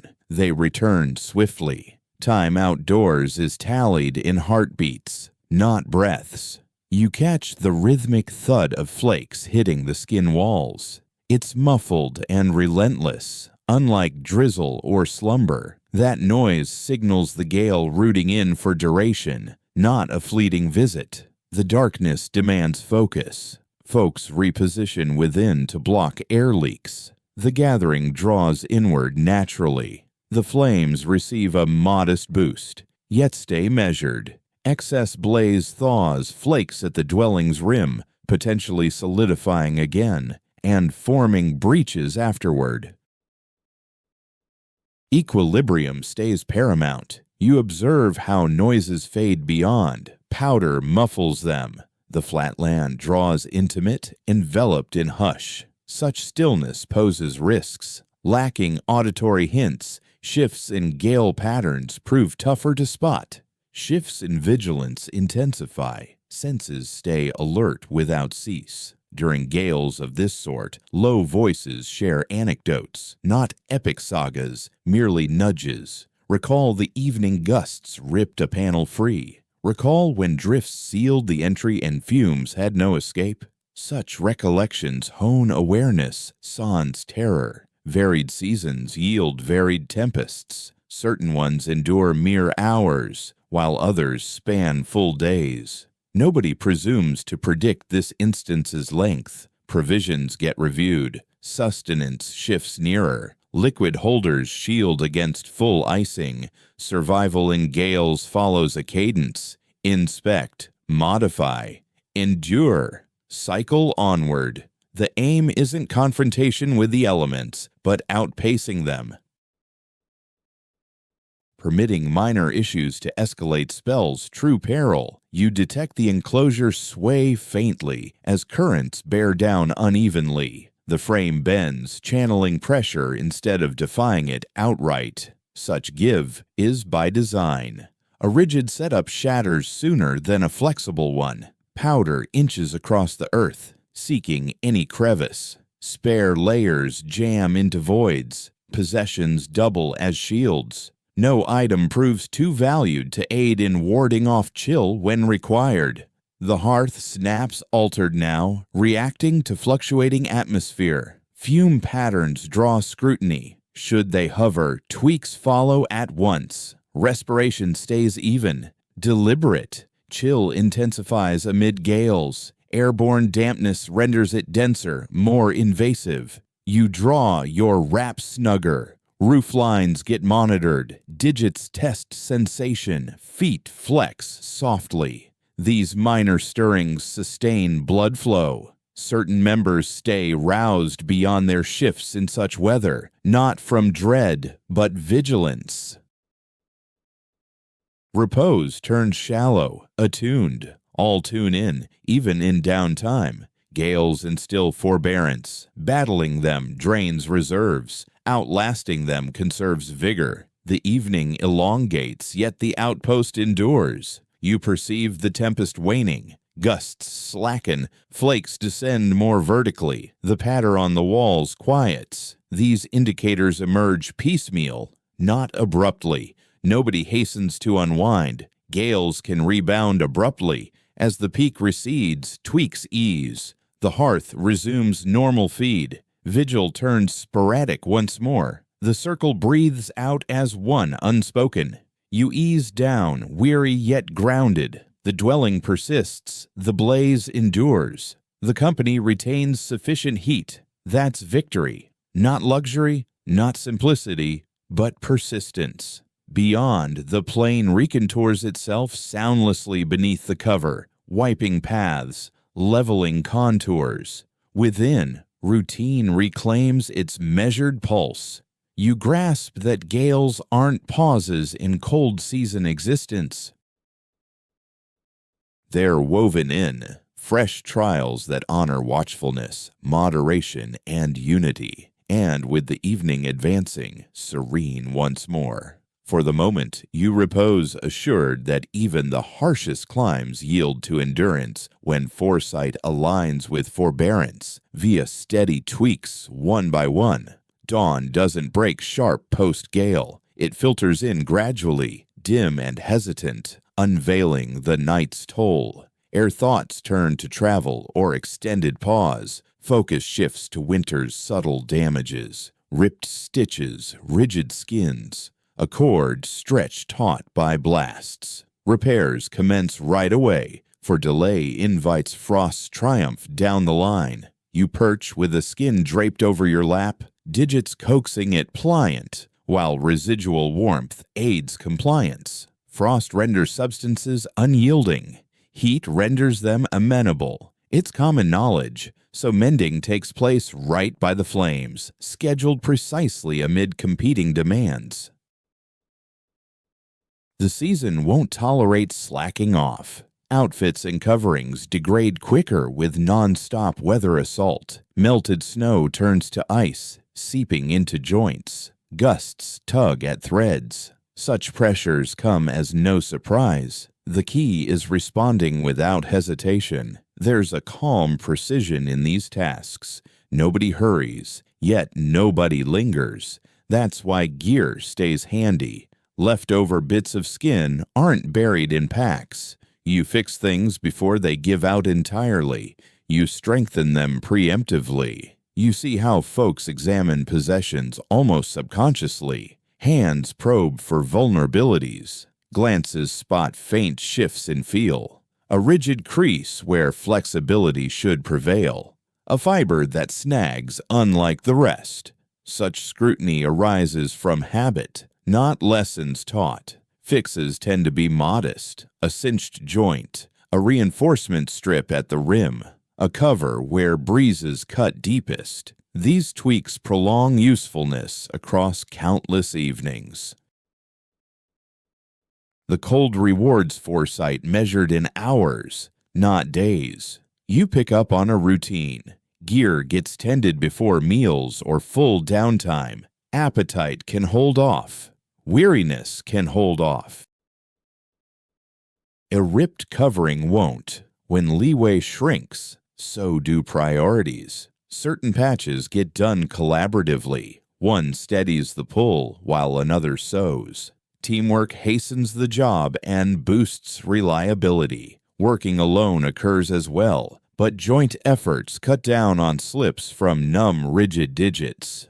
You catch the scent of fumes once more as skins are softened by gentle heat, never burned. The fumes preserve pliability and fend off dampness. Excess warmth ruins them. Insufficient warmth exposes them. Equilibrium shows up throughout cold season routines, right in these moments. Specific gear gets a daily dawn check, no exceptions. Boots come first. Soggy or rigid inner linings invite frost damage fast. Then hand protectors, followed by outer layers. The sequence prioritizes hazards over ease. You observe how worn pieces aren't tossed aside lightly. A skin that's endured seasons earns loyalty. Fresh stuff gets vetted thoroughly before trust. In harsh settings, the known counts for much. Scholars today debate the split between upkeep time and downtime in winter outposts. Records differ, but inside the setup, it's evident. Care threads through all actions. It's not set apart. It's survival's fabric. With mending done, belongings slot back in place, set for the coming chill. Waste doesn't happen. Odds and ends get stored. Flawed bits find new roles. The freeze instills regard for resource boundaries. You warm your palms by the blaze, bending digits that throb faintly from effort. The throb's fine. It signals averted harm beyond the walls. The drifts shimmer softly in the mounting glow. Within the outpost, renewal settles. The haven stands firm. The garb aligns well. The blaze endures. You grasp that enduring here skips grand gestures. It's steady, gentle tending in tiny increments, mending preemptively, tweaking proactively. As daylight emerges past the walls, readiness returns. The dark challenged all. The dawn replied softly. With fixes sealed, you ease into repose, assured the subsequent freeze will find you equipped with honed edges, fortified layers, and seasoned depth to withstand. The darkness alters once talk stirs. Not boisterous, not hurried, merely more inviting. Tales emerge softly as if unplanned. One recalls a bygone cold spell, another chimes in with a nuance. Before long, the haven's interior cradles beyond mere warmth. It cradles recollection. You tune in while staying motionless, hoarding heat. Narratives need no motion. They seek focus, which costs scant. In the deepest chill, that's vital. Tones remain hushed. Nobody dramatizes. The aim isn't diversion, it's anchor. The accounts are known.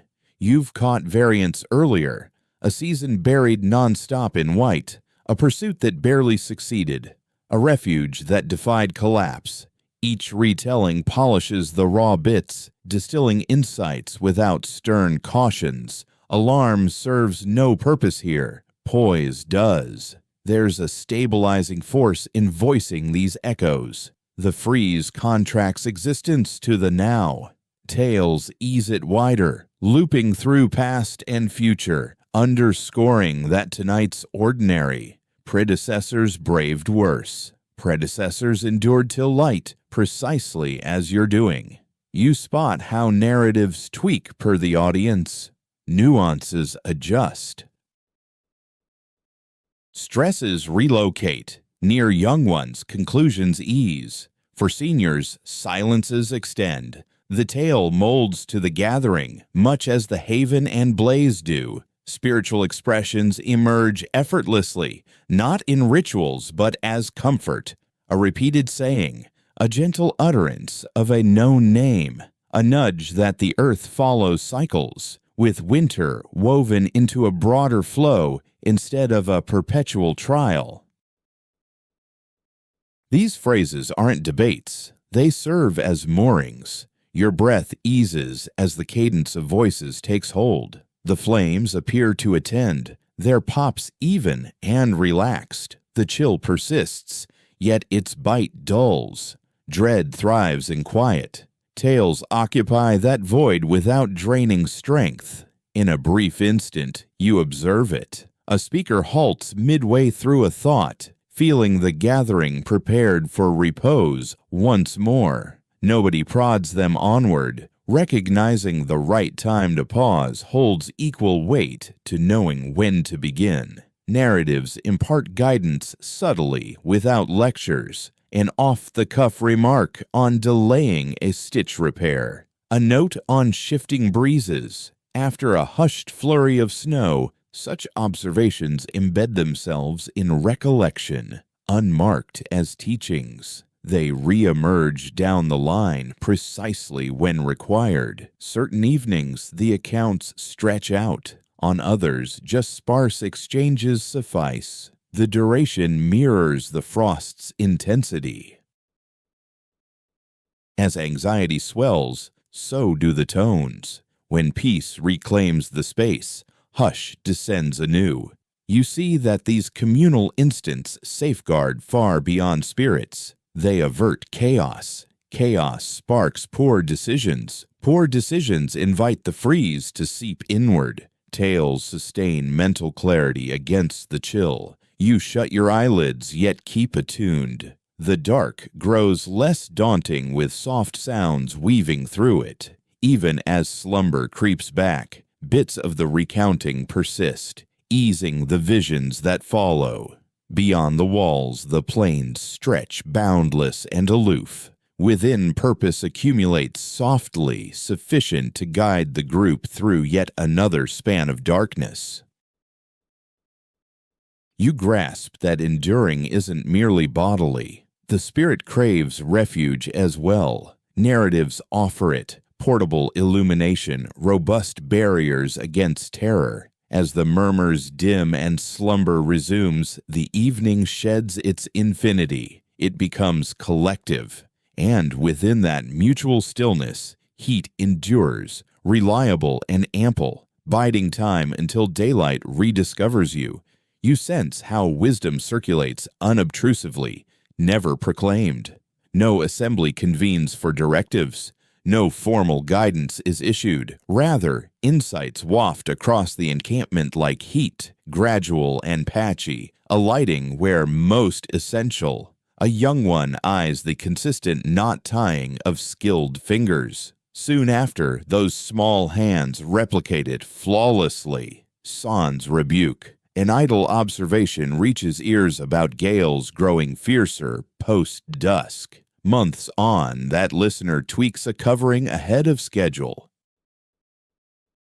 Unsure of the precise reason but trusting the instinct. Thus does comprehension weather the season. Nothing gets inscribed. Recollection bears the load. Yet here, recollection proves sturdy, bolstered endlessly via routine. Identical gestures, identical reactions, identical understated tweaks, evening upon evening. Expertise turns instinctual prior to conscious. You perceive that acquisition accelerates in the freeze. The bite hones focus. Errors stick because their fallout hits swiftly. A slack binding spells a frostier eve. An overlooked wrap invites tremors ere bed. The insight lands fast and endures. Elders seldom articulate the rationale behind a method. They demonstrate it once, perhaps again.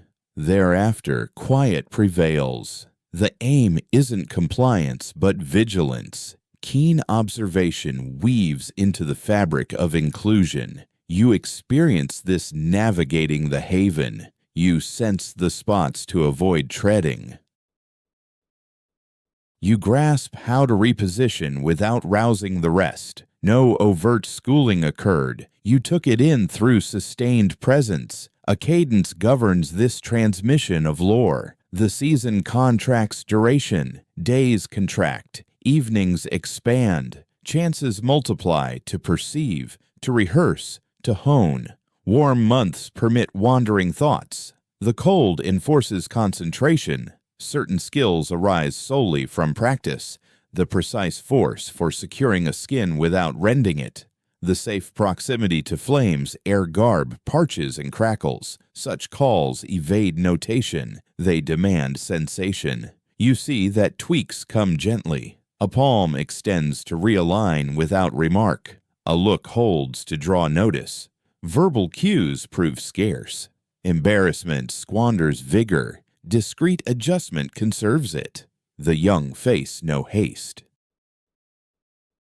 They're granted leeway to stumble amid minor risks. When the frost turns lethal, their grips already command the motions. Such forbearance yields rewards in the harshest depths. Space exists for individuality too. No pair executes identically. Methods vary modestly. One rolls a pelt uniquely. Another favors denser bindings. Provided the outcome endures, divergence is embraced. Stiffness shatters under strain. Adaptability persists. You comprehend that this mode of instruction fosters endurance. Lore isn't hoarded by individuals. It disperses widely. Should one member fall ill or stay away, the group presses on unbroken. The harshness of winter insists on such backups. Quiet holds its own power as well. Not every detail requires spelling out. Certain lessons embed themselves in the muscles more swiftly when left unspoken. The hush of endless evenings lets recollections take deeper root.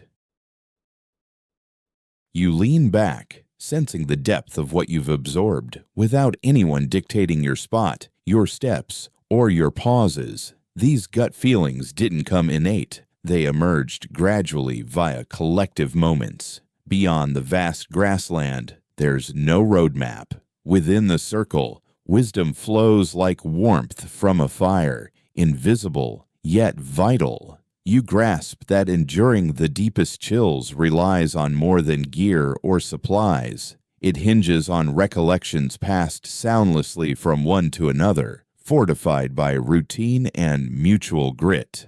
As darkness lingers, that wisdom endures from gesture to gesture, inhale to exhale, poised to guide future kin through unforeseen frosts. You start to sense the chill's shifting nature based on your position. It doesn't blanket the flats evenly. Across one season, evenings bite fiercer in certain spots, gentler in others. Such inconsistencies molded lifestyles well before charts marked the terrain. Up north, frost descends sooner and clings tighter. Drifts pile higher, gusts slice deeper. Folks in those parts treat winter as an enduring companion, not a fleeting trial. They readied huts ahead of time. They stockpiled wood with greater haste. Attire leaned toward bulkier pelts and denser wraps. Delaying came at a steep cost down the line. Heading southward, winter eases its hold a touch. Frost still strikes, but it yields more readily. Thaws disrupt prolonged ices. Flurries might show up tardy or skip entirely. In these spots, outposts evolved with speedier tweaks. Wood plans pivoted. Agility grew key, letting groups chase milder spells instead of hunkering down. You perceive how these contrasts mold actions. In tougher zones, bands root into seasonal sites with resolve. In softer climes, shifting stays viable further on. No method trumps another, each suits its ground. Even in one territory, small weather pockets count. A riverside halt differs from exposed flats. Scattered woods, however thin, alter gust paths. Accumulations vary by land's subtle barriers. Groups master these rhythms up close, revisiting proven winter haunts when feasible, steering clear of risky ones. You picture the talks that steered such picks. No arguments, merely recall. That spot retained heat. That hollow hoarded chill. That slope stood firm before. Choices build subtly, guided by results over ideas. Varied bands honed unique routines tied to their main haunts. Some dug sturdier dens, others stacked bedding thicker. Some tweaked garb fastenings or folds for better fit. Such variances rarely divided sharply. Skills spread via barters and unions. Methods merged where paths crossed. You see shifts in outlooks too. In icy strongholds, folks embrace extended indoor stretches to save strength. In gentler belts, outside tasks stretch later. Days unfold differently. Frost remolds routines to match the locale. Mentally, it varies as well. Where freeze bites steady, forbearance grows profound, crowds brace for drawn-out darks and scheme thus. Where frosts waver, vigilance heightens. Abrupt blows call for fast shifts. Each demands craft. Each instills control. You sense their impact on site choices. In severe colds, clusters huddle closer for shared shelter from blasts. In lenient spots, spreads widen for nimbleness and flow. Flame handling adjusts too.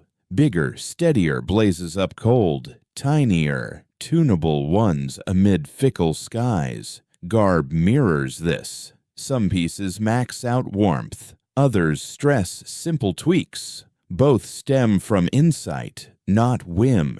Terrain sets the standard. Sustenance plans diverge likewise. In frozen cores, reserves weigh heavier. In thaw-prone lands, new provisions linger reachable. Repasts adapt, yet the aim endures. Hold body heat, guard vitality. You see there's no lone path through grassland chills. Countless exist, each forged by local traits. What binds them is watchfulness. Bands tracked frost's ways in their patch and tuned coolly, sans nostalgia. These local gaps never block teamwork. On journeys or kin calls to new grounds, they switch swiftly, picking up fresh cadences. Adaptability ensured thriving over varied expanses. While nestled in the shelter, bundled up against the biting chill, you grasp that the wisdom of enduring isn't something shared everywhere. It's rooted right here, born from countless evenings in this very spot, observing winter's patterns and knowing when to give in or push back. Beyond the walls, the prairie sprawls endlessly, always varied and full of surprises. Within, your lived experiences align perfectly with this terrain, honed over generations of harsh nights etched into memory. As darkness deepens, you sense a deeper anchoring, not only in the refuge around you, but in the notion that folks come to fit their seasons, no matter where those seasons catch them, molding their days with subtle, steady adaptation to the earth beneath. You become aware of the horses before your mind fully registers it. They stir close by, with wisps of vapor lifting softly from their forms in the frigid air. Their exhales form misty puffs that dissipate, much like your own. Yet another pulse threading through the evening. The season transforms everything. The connections between humans and beasts grow tighter amid mutual hardship. In this freeze, horses transcend mere mounts. They evolve into allies in perseverance. Their frames produce vital warmth. Their actions guide everyday choices. The spots they choose to stand hold importance. Their protection from elements is crucial. The loss of one in winter isn't a mere setback. It alters the very fabric of getting by. You observe the way settlements are laid out with the creature's needs in front. Horses are placed in spots that block gusts, yet keep sightlines clear. Overly enclosed areas can trap dampness against their hides. Insufficient cover saps their strength in the frost. Equilibrium rules once more. Perpetual equilibrium. Caretakers approach the horses with the same measured caution as they do flames. Nothing wasteful, nothing overlooked. Extra coverings might come out in brutal spells, but just as required. Feet get inspected often since frost accumulates without warning and leads to harm unnoticed at first. A lame horse can't generate heat by pacing, and that risk cascades rapidly. You perceive the role horses play in winter travel. They enable quicker relocations when weather shifts, yet demand forethought. Drifts dictate paths. Icy streams open as routes. Thawing turns mounds into threats. Horses detect these shifts ahead of humans, pausing where the surface might collapse under icy crust. There's a subtle vigilance in how folks monitor their companions: twitching ears, redistributed stance, reluctance to advance. These cues are heeded with precision. Horses react straightforwardly to the chill. They show their unease plainly. Heeding them averts errors. Come evening, the animals are drawn nearer, but not crowding, positioned to share barriers against the breeze and body heat without stirring disorder. Their forms break up the currents, easing the gale's force near the site. They offer an extra shield, all without consuming resources. You sense the reciprocity in the tending. Horses deliver transport and coziness. Humans supply sustenance, cleaning, and safeguard from harsher threats. Separately, neither weathers the season as effectively as they do united. The frost curtails foraging. Blankets of white bury the forage. Folks prepare in advance, hauling provisions or selecting sites where beasts can paw aside lighter layers. Such decisions echo far. Feasible feeding spots for horses set where the group can pause. Times arise when the herd grows uneasy after dark, picking up on atmospheric turns or lurking threats just out of sight. Their stirring rouses those dozing lightly ahead of peril. In the slowdown of winter, this heads-up proves vital when responses lag. You sense the stabilizing effect the livestock bring to the outpost. They underscore that thriving spans boundaries between kinds. The freeze spares no one. It bears down on all that's vital. On fiercer evenings, some huddle nearer the horses, relying on their alertness and shared heat. On milder ones, space is maintained for peace. Decisions flex with the moment. You come to see that making it through winter reaches past individual prowess. It involves interpreting creature cues, honoring boundaries, and tweaking strategies on the fly. Horses aren't equipment, they're fellow travelers. As the hours lengthen, the herd quiets. Their respiration evens out. The vapor thins.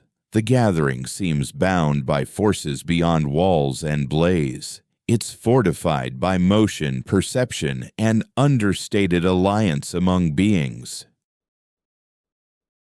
With morning's light, the horses stir earliest, shrugging off frost from their flanks, prepared to proceed. Their stamina flows into daylight, defining opportunities. And in your repose, you comprehend that traversing prairie winter relies not solely on human effort, but on collective heat and innate responses weaving between individuals and creatures, advancing deliberately through the freeze. You sense it prior to words giving it form.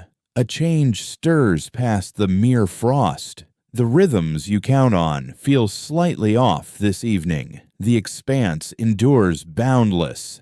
The haven holds firm, yet an undercurrent of disruption lingers, akin to a well-known melody struck with one absent tone. Thus do meetings unfold, not through clash, but through ambiguity. Visitors in winter approach the prairie in ways that differ sharply from the milder seasons. Footprints show up in places they shouldn't. Billows of smoke tilt oddly against the sky. Noises echo that clash with the terrain's usual hush. Such clues are scrutinized with precision. The season heightens every danger, and the strange carries heavy implications. You grasp fast that any interaction alters winter's harsh demands far more than it does summer's easier rhythms. The chill offers no margin for errors in judgment. One misplaced guess might strip away heat, provisions, or security. Folks observe before acting. They strain to hear. They hold back. When dealings occur, caution rules them. Trades unfold at a deliberate pace. Knowledge outshines mere items in worth. Who's holding on to fuel reserves? Where did the gales strike with the most fury? Which hollows weathered the latest freeze intact?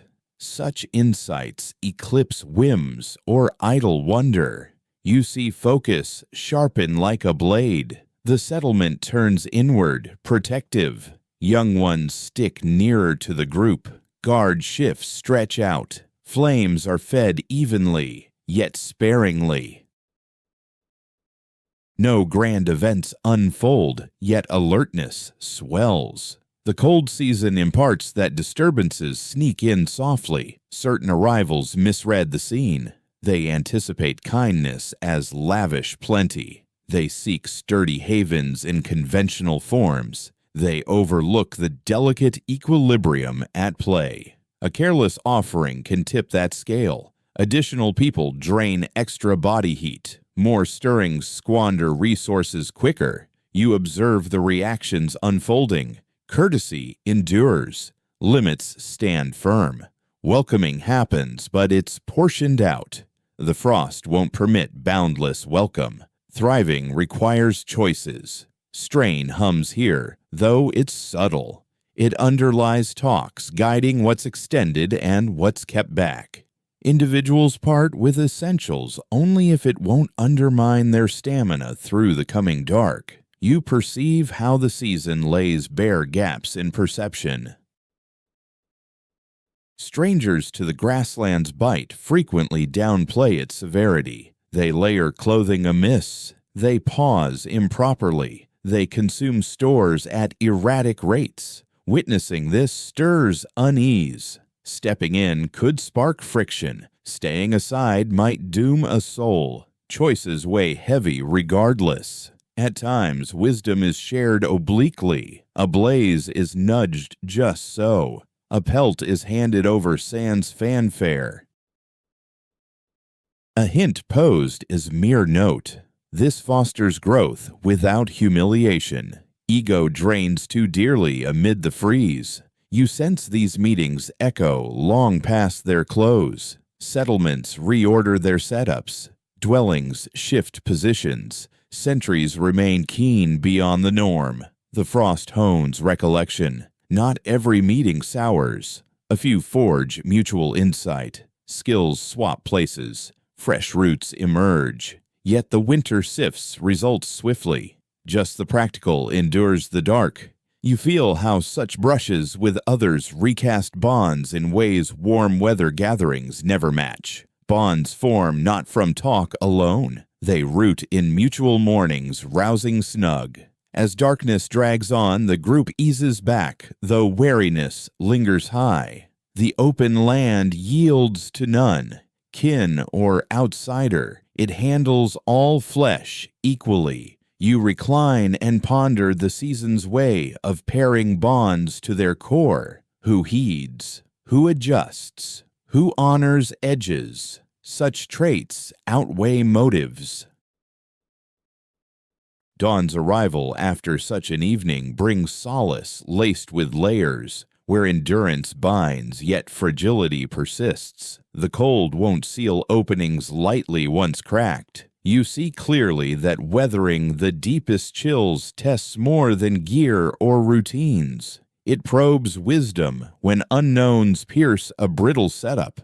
And as you settle once more, cocooned in heat won through care, you sense the winter's lessons in restraint, sans harshness, forbearance without apathy, molding each brush into a presence that claims its spot amid the ice.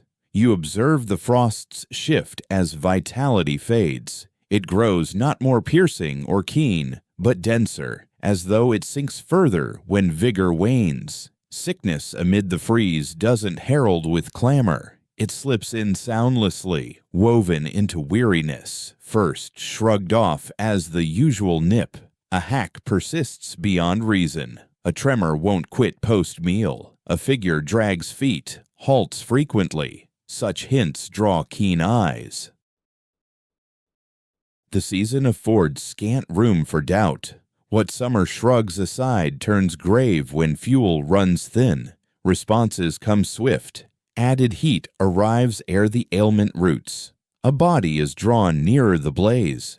Rations tweak. Liquids supplant heftier fare temporarily. Slumber is guarded. These steps lack flair, but they're vital. Delay invites the chill's wrath. You sense affliction endangers beyond its victim. One faltering soul burdens others with extra toil. Extra toil invites more chill. More chill endangers the whole. Well-being turns collective in haste.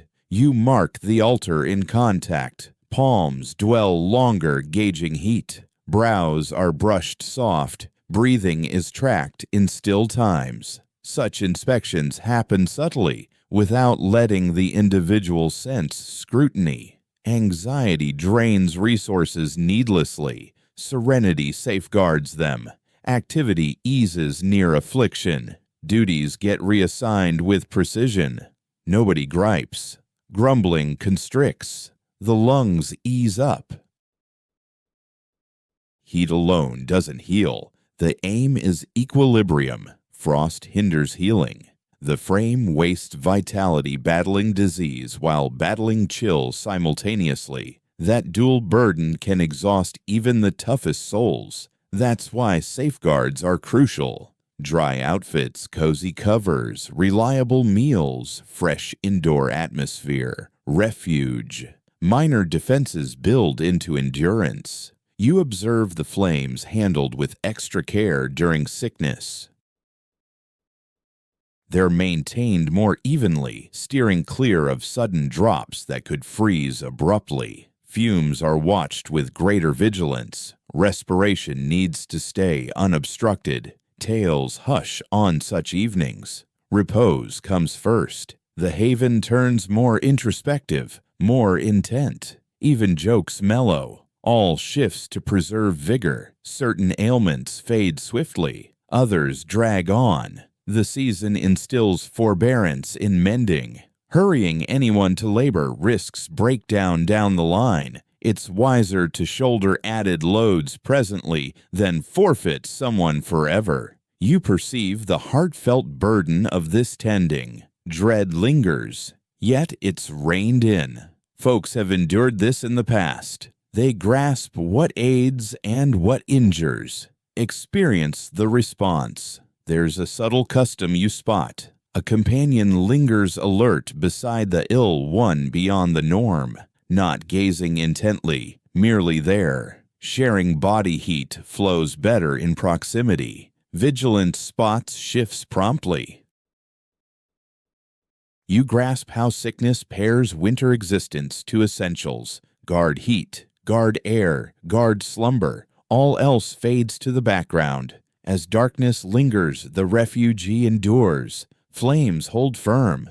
The afflicted inhales more smoothly. Ease spreads softly among the circle. Wary, yet genuine. Beyond, the plains stay unmoved. Within, tending forms a bulwark as vital as walls and wood. You see that enduring the harshest darks isn't just about warmth and vigor. It's about warmth in frailty, when the form weakens, when stamina wanes. And as you ease into slumber, attuned to even breaths nearby, you sense how seasonal endurance hinges on prompt, unwavering focus, transforming fragility into a shared burden rather than a secret one, borne jointly through the freeze till vitality rebounds. Eventually, strategies dwindle, not from any lapse, but because the season erodes assurances. This is when adaptability counts heaviest. Evenings turn icier than foreseen. Stores deplete quicker than anticipated. A barrier fails at the worst instant. What rescues now isn't solely foresight, but reaction when foresight clashes with the unforeseen. You sense this pivot physically at first. A clench in the torso, sharpened senses. Alarm threatens to surge, but custom suppresses it. You've come to know alarm squanders heat quicker than any blaze. A figure detects the blaze waning prematurely. The stock burns unusually swift this eve. Rather than piling more on, they opt to spread warmth anew. Bodies huddle nearer, additional pelts drape inside. The issue isn't confronted head-on, it's rerouted. A fierce blast invades via a frail spot in the barrier. Icy surge jolts all alert. No yells erupt. Palms act swiftly. Gear gets stuffed into the breach. One clasps the material as another fastens it. The instant fades. The refuge stands once more. Such darks impart ingenuity. A bundle serves as a draft shield. A supply wrap turns padding. Garb for journeys becomes sleep gear. Items lose fixed roles. All morph into heat sources. You see how swiftly the group embraces shifts. No clinging to original designs. Stiffness shatters in frosty strain. Pliancy yields and persists. Adaptability isn't disorder. It builds on collective insight. All grasp core needs. Retain heat. Bar drafts. Cluster forms. Fixes differ, yet essentials hold. You witness one shed their top garment and hand it over without pause. That choice happens in a flash. Heat evens out among the band on reflex. None hoards excess when another lacks. Chilly eves like these hone instincts. You discern which tweaks aid and which merely seem so. You learn excess wrappings, snare dampness. You learn sealing drafts entirely chokes flames. These insights hit quick and endure. There's an instant when the dark seems poised to engulf the sight. Gale bears down fiercer. The blaze sinks perilously. Breaths shorten. Then the fixes take hold. Warmth levels. Action eases. The threat slips away soundlessly. Adaptability taps recollection. A person recalls a prior season when a like issue struck. The approach that succeeded back then proves effective once more. Winter has a habit of echoing itself, just enough to honor those with sharp memories. You come to see that strategies hold only as long as the environment permits. Beyond that, endurance falls to individuals who pivot smoothly while holding their course steady. As the darkness lengthens, the settlement reorganizes itself into a fresh setup. It's far from the setup you envisioned before, yet it functions well. That's all that matters. A peculiar serenity washes over you anew. Not ease, but assurance. You've confronted the evening's disruptions head-on and responded with subtlety, rather than brute effort. Beyond the shelter, the grassland keeps its gradual sway. Within, existence reshapes to match the present. You grasp that the harshest evenings aren't conquered through flawless preparation. They're overcome by the readiness to adjust calmly, to release preconceptions, and to rely on collective intuition instead of inflexible structures. And as you ease into repose once more, encircled by forms and layouts born in the last hour, you sense winter's tough lessons in adaptability and its swift payoffs, restoring heat precisely where assurance had wavered. You start to observe how duties sort themselves out unspoken. No orders are barked. No inventories are consulted. Responsibilities simply migrate to the appropriate people as the gloom thickens. The season reveals duties naturally. No words required. Certain folks navigate the chill with greater ease. Their forms retain heat better. They handle jobs that mean quick ventures into the open or crouching by vulnerable spots. The rest huddle nearer the flames, mending, stoking, fine-tuning. The split isn't strict. It flexes with vitality, years, and the day's prior demands. You witness this equilibrium taking shape.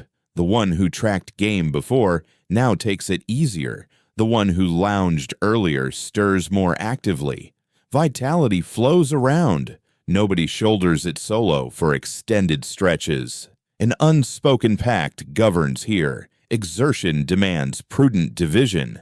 Pushing anyone too hard breeds frailty down the line. The frost uncovers disparities fast. A weary frame cools quicker. A rigid limb hampers swift responses. The collective counters by dispersing workloads evenly, not piling them up. You spot how chores loosely match prior experience. Fingers versed in pelts gravitate to them. Those at home with flames oversee them. Quiet movers manage the evening tweaks. This setup avoids rank. Its efficiency honed by habit. Young ones join in, but in gentler ways.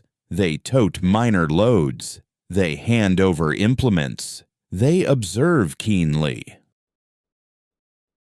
Their role warms them and sharpens focus, all without undue hazard. Growth and input intertwine. You perceive how this understated coordination averts clashes. Disputes over equity never arise. Equity shows in results. As long as warmth envelops all sufficiently, the harmony endures. Motion follows a gentle cadence. Folks don't dart between chores. They finish one thoroughly before turning aside. This wards off errors from scattered focus. The freeze penalizes lapses harshly. You sense the labor itself kindling inner heat. Steady exertion builds a glow no blaze can mimic. Excess stirs depletion, scantness breeds rigidity. Hitting the sweet spot turns second nature. Certain jobs recur each evening. Others emerge only as required. Gusts call for specific counters. Flakes for different ones. Sickness alters urgencies further. Positions stay fluid enough to avoid stiffness. You see exchanges kept brief. And look stands in for an ask. A tilt of the head conveys preparedness. Speech is ration like kindling. Quietude carves space for awareness. Allowance exists for duplication too. Two might launch the identical chore uncoordinated. One spots it and withdraws soundlessly. Ego finds no foothold. The season erodes it. You understand this joint toil fosters faith sans constant validation. All witness each other's input. None doubts who'd rise if crisis strikes. That certainty lingers softly under the veil of night. With time, labors taper. Tweaks grow minor, pace eases. Toil yields to repose once more. You lean in, sensing the heat gained not merely from blaze and coverings, but from sagely spread endeavors. The outpost seems even-keeled, not through flawlessness, but through vigilant care. Out there, the plane stays frigid and aloof. In here, teamwork forges persistence bit by bit. You comprehend that weathering the bitterest evening hinges on efforts as versatile as the elements. Duties rotate, vigor cycles. Each bears a slice of the dark, sparing any the full weight. And as you recline anew, attuned to faint stirrings and even breathing, you feel this muted division of toil binding the hours and sustaining heat till first light creeps back. You stay motionless, permitting recollection to shoulder part of the load. The season invariably draws history nearer. Frost hones recall, rendering bygone evenings vivid once again. You recall past winters not in complete tales, but in scattered pieces. The howl of wind battering against skins. How flames flickered faintly as wood dwindled. The chill of stirring awake, icier than anticipated, and grasping the reason instantly. These recollections aren't sentimental. They're useful. Every bit holds a bit of knowledge, a silent teaching, an error fixed for good after one try. The season transforms those thoughts into an instinctive aid you grasp effortlessly. You observe how folks often allude to history in hushed tones. One might murmur, quote 0, the other nods. Quote 1, no further words needed. The nod suffices. The reaction comes instinctively. Past experiences mold what you anticipate. You gear up for the typical sequence, not from worry, but from spotting the rhythm already. A lull in the gusts often brings sharper frost. Powdery flakes tend to pile higher by dawn. Such links steer decisions well before threats emerge. There's reassurance in this routine. The darkness stays tough, yet familiar. Many have navigated it before. You're treading a trail smoothed by habit. Kids pick up these echoes young, catching snippets of old seasons laced through talk. Gradually, they embed as gut feelings. Grown, they meet the freeze with knowing, not shock. You see how reliance leans on recall over optimism, wishing dreams of thaw. Recall readies for the bite. That shift counts. Humility threads through this reflection too. Bygone storms show that schemes crumble. Gales catch off guard. Vigor wanes. Nobody claims control. They join a force beyond their scale. You perceive how recall wards off frenzy. As weather sours, a voice brings up enduring harsher spells. That thought evens breathing, eases motion. Serenity creeps back, not from vanished peril, but from its known face. You ponder the seasons required to forge such assurance. Not swagger, assurance forged in routine. The chill instructs gradually, yet completely. The blaze crackles a touch. A figure tends it half asleep. That gesture embodies recall in the limbs.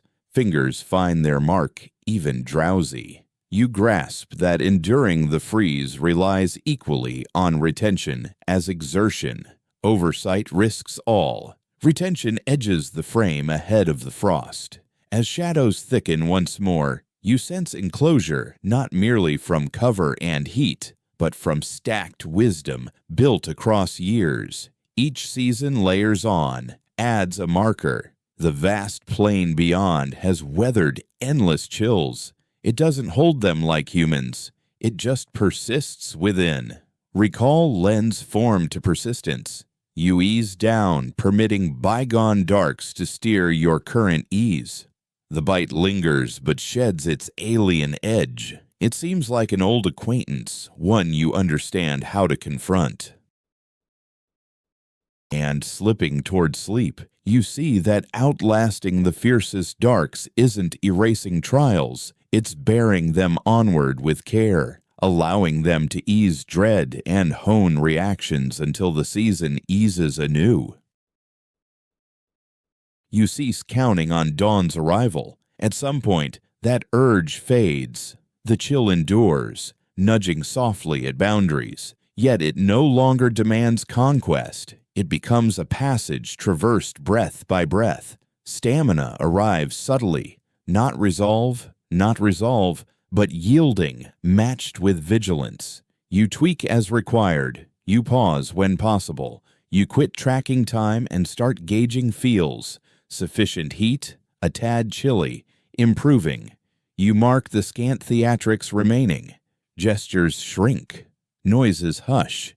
Even musings decelerate. The dark drops its contest feel. No end in sight. It turns into an extended, even path where the sole duty is persistence. You sense how forbearance guards heat. Haste clenches sinews, quickens pulse, wastes fuel. Forbearance unravels it all. It lets the form adapt to the climb instead of battling endlessly. This isn't surrender.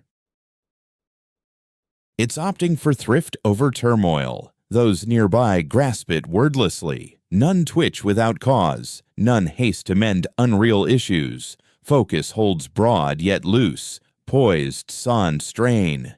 You feel grand feats would jar here. Space lacks for flair or daring feats. Those fit tales retold after, not the moments lived. The dark's honor, steady restraint. Minor steps time just so. You recall old urges to stir nonstop, to act anyhow against unease. Those drives dim. You've found deliberate quiet can shield as well. The flames flicker faintly and consistently. Nobody bothers to stoke them beyond the bare essentials. Any extra illumination would only highlight the enveloping blackness beyond the walls. This gentle glow safeguards the intimate space within. You sense how perseverance turns subtle when it's truly effective. No sharp pains arise, no urgent issues demand action. The mere lack of turmoil marks a quiet victory. A profound weariness settles into your limbs. Yet this isn't the sort that sets off alarms. It's the kind you've rightfully gained.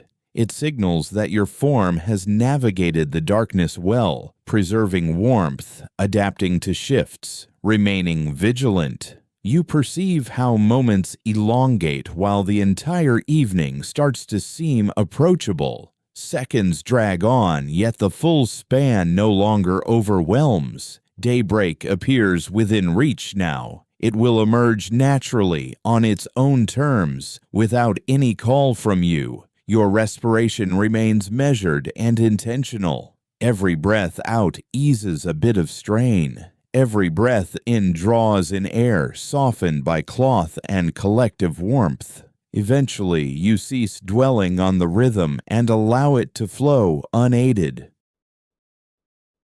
You experience those nearby in a similar vein, not as separate figures handling duties, but as a collective essence. All are weathering this in unison, silently, free from false hopes. A serene contentment emerges from it, not arrogance, not ease just yet, simply the assurance that stability prevails everywhere. You grasp that perseverance isn't a bold declaration, it's an observation that dawns gradually after it's already taken root. When the darkness hasn't shattered you, when the chill hasn't driven errors.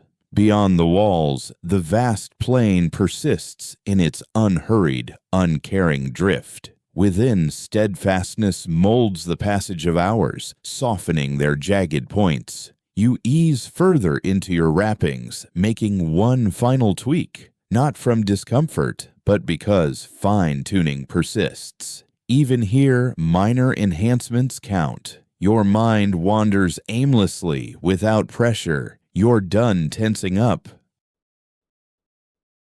Instead, you're flowing with the evening, in harmony rather than opposition. This is the force that sustains you through the deepest stretches. Not power, not determination, but the skill to dwell fully in the moment, without hastening to embrace hardship, without amplifying it, permitting the darkness its true nature. And as you linger in this balanced poise, you comprehend that perseverance lacks fanfare. It's subdued, habitual, and forbearing. It's opting against depletion through opposition. The evening presses on, and so do you, in tandem.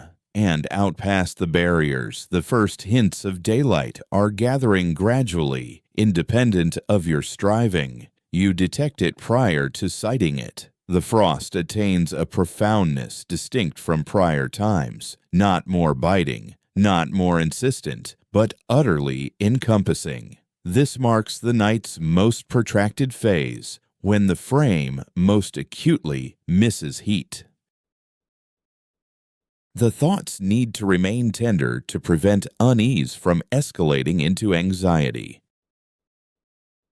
The blaze has dwindled to its minimum, sufficient only to stir the atmosphere and infuse the shelter's borders with faint warmth.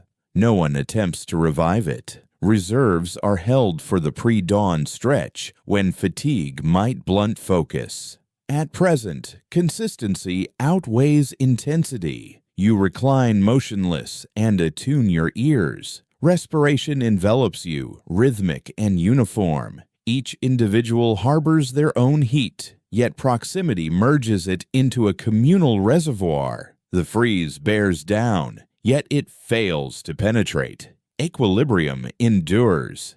This interval requires the minimum and yields as much. Nothing remains but to persist. You realign a flap of skin by your collar, closing an opening spotted solely through seasoned awareness of where chill tends to infiltrate. That minor fix yields enduring benefit beyond any broader shift. Reflections meander, then dissipate. You're not slumbering, yet neither wholly alert.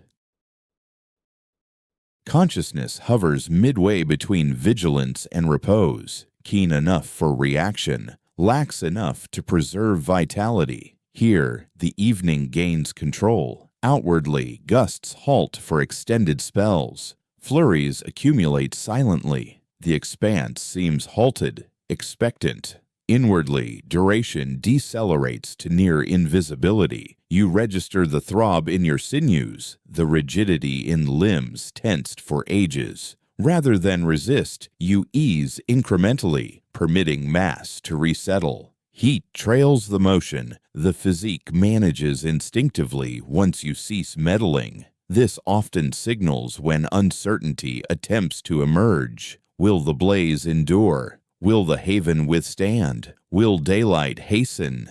You permit these inquiries to fade unanswered. Responses drain resources. Patience does not. A companion nearby shifts, inspects the embers, then reclines once more. The gesture is minimal, habitual, comforting. No alterations occur. That's the essence. You discern that the night's core stretch isn't conquered through exertion. It's navigated via moderation, via avoiding excess, via faith in the mechanisms already operating. Exhalations temper the atmosphere under the layers. A subtle constant trace of char hangs in the air, comforting in its reliability. These feelings ground you in the here and now, preventing dread from drifting into the future. You recall other evenings that dragged on endlessly, shrouded in silence. They eventually gave way. So will this one. That certainty settles in easily, not as mere optimism, but as simple acknowledgement. The chill halts its creep. It hits a boundary and holds steady. It has exerted all its force, demanded all it could. What follows is up to the clock. Your eyelids droop more completely. Not plunging into profound slumber like an ocean's depths, but easing into a gentle hover. Repose without yielding, vigilance without effort. This marks the night's core, the moment when perseverance shows its worth through mere continuance. No progress, no easing. Just steady endurance devoid of fanfare. Beyond the walls, the open plain anticipates dawn. Within, heat clings just barely enough. You remain in place, inhaling evenly, allowing the longest stretch to play out unopposed, aware that your sole duty now is to endure until darkness loosens its hold naturally. You sense the initial shift, not through sight, but through your frame. The frost lightens its grip a touch, not verging on cozy, but distinct all the same. Sinews tensed through the dark hours start to relax on their own. Inhalation grows fuller. An elusive yet clear alteration stirs in the atmosphere. This is the prairie's way of heralding daybreak, not with initial brightness, but with easing. The flames are nurtured softly, not fully roused, merely coaxed along. Sufficient embers to bridge the final gap. Wood is placed with caution, for this is when errors slip in effortlessly. Weariness clouds decisions. Cole's lessons are far from over. You rise gradually. The enclosure seems more expansive, as though the darkness has relinquished its squeeze on the surroundings. External snow bounces back a dim glow to the barriers. Shadows dilute. Folks shift with hushed care, reluctant to hasten the transition. Abrupt activity, after prolonged freeze, risks taxing rigid limbs. All understand the need for patience. Limbering occurs instinctively, joint by joint, led by instinct over intention. The earth underfoot stays icy, yet less forbidding. The shield of pelts and thatch fulfilled its role. Heat persists where forms lay through the vigil. Proof the setup endured beyond. The mounts rouse. You catch the muffled scrape of feet displacing flakes from heavy fur. Creatures detect the turn as well. They stand prior to full daylight, primed for action. A figure ventures out momentarily to assess the weather. The breeze nips, yet it no longer seems infinite. Exhales cloud and dissipate. The skyline bears a faint stripe where earth and heavens divide once more. Indoors, preparations unfold in silence. Garments are straightened. Moist fabrics are exposed by the blaze. Provisions circulate frugally, just right to kindle vitality without burdening frames. Daybreak calls for vigor. After all, you grasp how the freeze has altered. It lingers, still commanding caution, but not all-encompassing. The hours have fulfilled their part. The plain unveils gradually. Frost levels the terrain into mellow contours. Night's imprints blur or vanish altogether. Signs of the ordeal dissolve unmarked. A serene contentment takes root. Not victory, not outright solace, but something subtler. The assurance that the darkness receded and you moved through it intact. No one toasts making it through. Here, endurance is the norm. The focus lies on gearing up for what lies ahead. The season's grip doesn't lift at first light. It merely reshapes. With daylight gaining, the haven cracks open a bit. Cool air circulates. Fumes rise freer. Roominess reasserts. You venture forth and allow the chill to brush your skin anew, sensing the contrast. It resists less fiercely. Dawn buffers you from the harshest bite. Now it clicks. Each frigid evening deposits a residue. Beyond mere fatigue, it's insight borne onward. One more stratum built, one more recollection stored, to steer the coming dark. The plain extends vast and still, untouched by your steadfastness. It offers no prizes, nor does it chasten. It endures as is. And as you absorb the gentle dawn glow, you recognize that weathering the fiercest nights was never about mastering this expanse. It was about abiding with it steadily, mindfully, until shadows relented. Ease off. The hours to come will require effort, though not immediately. For the present, you permit the instant to mellow. Illumination expands unhurriedly. Noises re-emerge softly. The night's keen bite blurs into the routine, the known. You sense heat reclaiming in modest, reliable increments. In your palms, in your exhales, in the subdued stir nearby. Haste has no place. The winter seeks reliability, not haste. You cast a final glance over the plain, serene and ashen in the early rays. The frost persists, but it no longer rules utterly. It has accomplished its purpose. You pull your wraps tighter again, not from necessity, but from instinct. Repose abides in your form, merited and whole. Inhales ease, musings blur. That endless night fades into a practical recollection, taking root without resistance. Should slumber overtake you at this point, it arrives effortlessly, free from watchfulness or strain. The toughest moments are behind you. Comfort endures. Stability returns to the landscape. You allow your eyelids to drift shut, confident that upon waking, daylight will greet you fully. Pleasant slumber.